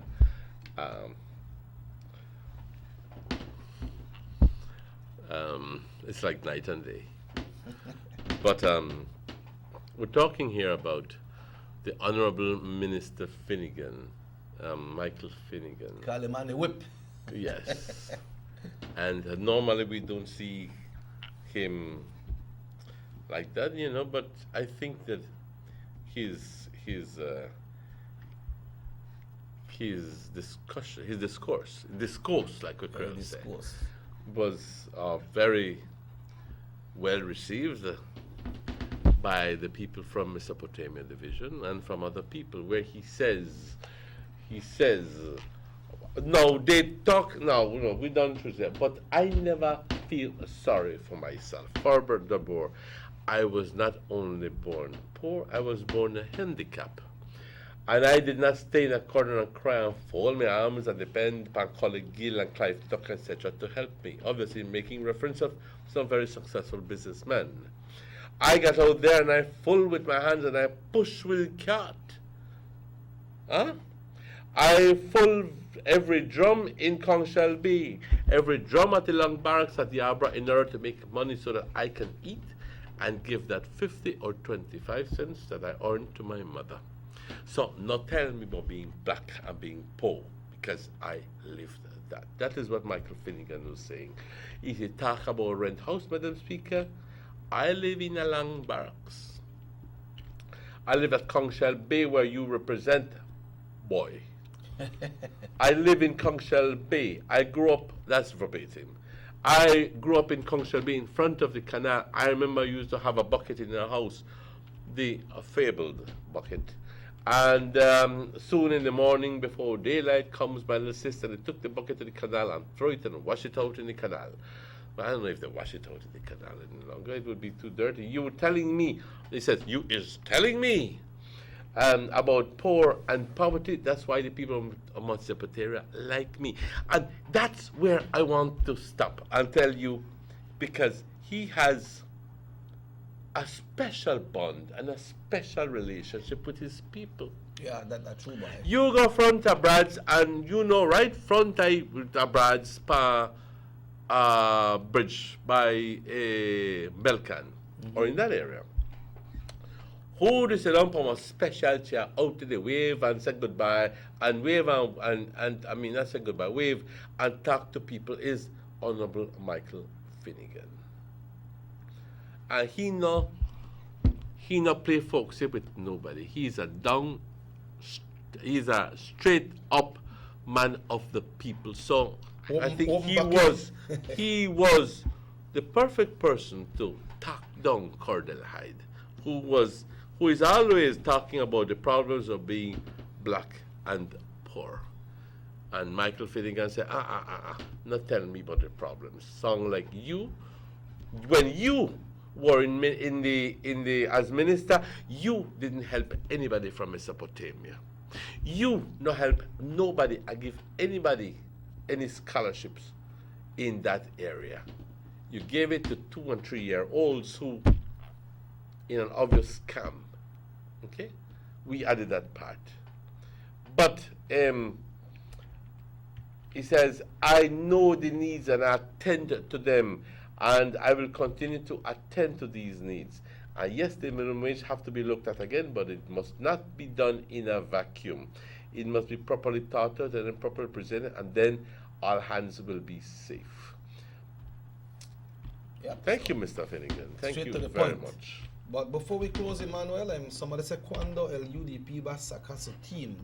Well, what I can mention, we don't know what happened, but in a Mother's Day timing, we will see some pictures after some persons from out of the Aragon camp. They take picture with people who look like them. Do some kind of leave Mother's Day thing there, and then we understand that this weekend or sometime they got to the botanical park, they clean it up, and they say it hasn't been cleaned up for a while, you know. And this is in the era of the Honorable Gaspar Vega as well, so we don't really know what happened and why they go all the way from the east, which is in a minister too. So, but then what happened is that park they clean up for the Easter, man. You know, it was cleaned up for the Easter, and I don't know that what kind of stone that they try to, or what, or why this thing there said that the park never cleaned up for a while. So it looked like then they're working at the area for probably to try get the team members from different areas. Hello, good morning, Sugar City Morning Show. Morning, you want to do the commentary show? Go ahead. Members from different areas. Hello, good morning, Sugar City Morning Show. Morning, you want to do the commentary show? Kindly reduce the volume. You can give your comment, you can call us back, but you need to lower the volume on your television. Or else we don't understand we anything. can't understand it. Call us back, but please do reduce the volume of the television so we can hear you. Otherwise, we can't hear you. We like when they watch the show and they got a TV. Oh, yes, high we volume, love it. you know. So they go, here we go, and they go spread out the echoes in the neighborhood. But then when you call, just lower it and leave it, and when you finish talk and get off a line, or turn it up back again. Hello, good morning. Morning. But then on the power, just pour it while you do it. I just want to make a comment. Michael Finnegan state that. Hello, good morning. Morning. Talk to us. You need to lower your television. He used to tell water. Yes, talk to me. Yeah, lower the TV, man. Yes, I know it. All right, Michael Finnegan state that he used to get paid to carry water for people and different things. But today there's no water to back because everyone has water in their houses, and there's no job for the youth today. Thank you. Yes. They used to take out the waste from bathroom. People used to pay you to take that out, but there's no spot. So there's no job for youth to uplift themselves like how Michael Finnegan did it. So that is irrelevant to this time and age. Michael Finnegan, we're in a different era. This era, right now, we need to educate the youth. He doesn't have a high school diploma, but right now, if you want to be a minister, you cannot go in without a high school diploma. You cannot be a minister without a high school diploma. Back in the day, you could have done that, but not today. What is your point, General? Would you like to commend Minister Finnegan as the minister, or what are you saying? Well, I commend him on that, but I'm saying that other youth cannot do that now. Oh, I understand that portion. Now I understand the portion. Yeah, other youth cannot do that now. But I guess he was only making reference to that because he was only trying to confirm the fact that he was born black and poor, and that he knows about the troubles, he knows about the sufferings. he may not be telling people that Because go ahead he and says the youth need to uplift themselves because he never begged no one for help, but today the poor people need help. Because there's no way for us, if there's no job, there's no way for the youth to uplift themselves like Michael Freedom. Okay. All right. And that's why there's a lot of thieves in the country, because they don't educate the youth so that they don't do these crimes. There's a lot of crime because there's no job. The country needs to create more jobs. Well, that we agree with, but that's why in Michael Freedom's division, there's a lot of criminals, because he comes from the most criminal division. well, I don't know about that. I don't live in that area. But thank you very much, man. Thank you very much. Yeah, all right, so Emmanuel, close. So just with the pastor comment there that it looked like the people from the Aragon camp, then they could work in the area, and this is the area that Honorable Gaspar Vega represents. So What do you mean, people of the Aragon camp? Because people from his area came and worked at the Botanical Park to clean it up, and then they may have a Mother's Day thing in this area as well. Maybe the focus, why I say this, because that area is in the parameters of town where people vote. So maybe then they do that for try, bring people together and try to see how they could get the slate together. Maybe try do some work because people at Ochobenke vote in town council as well. Understand? When you say Botanical Park, not Nature Park, okay. I'm on the one right there, man. In Child Farm. The one right there. Okay, I was rather confused with that reference. Yeah, there. so on that note, we just left people to think and people realize and figure out how they put it, how they base it. But once again, before I leave, I'd like to congratulate the Honorable Gaspar Vega for returning to the House of Representatives, and not only that, for keep on representing his people in Orange Walk North. That's right, that's right. So on that note, Patty goes home. Well, after all is said and done, it's time for us to leave. And just to remind you that this show repeats tonight at 9 o'clock. And even, we will be back with you tomorrow morning at 7 o'clock through till 9 o'clock in the morning. We want to acknowledge the work of Rahim and Morris behind the controls.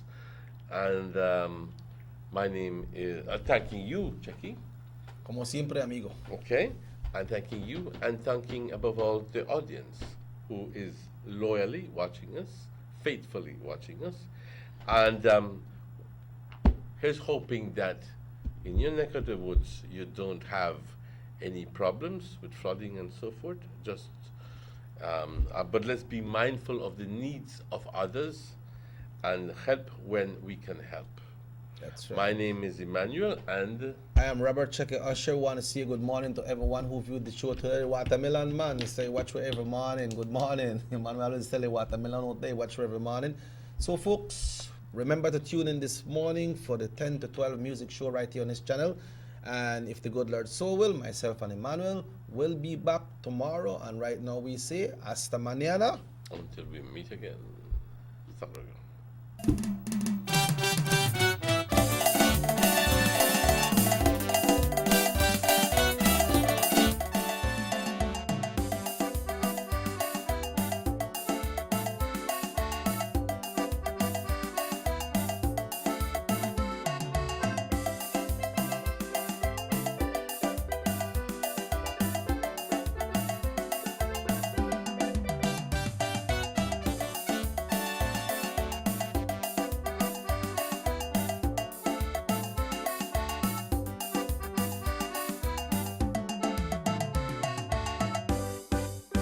Sugar City Morning Show.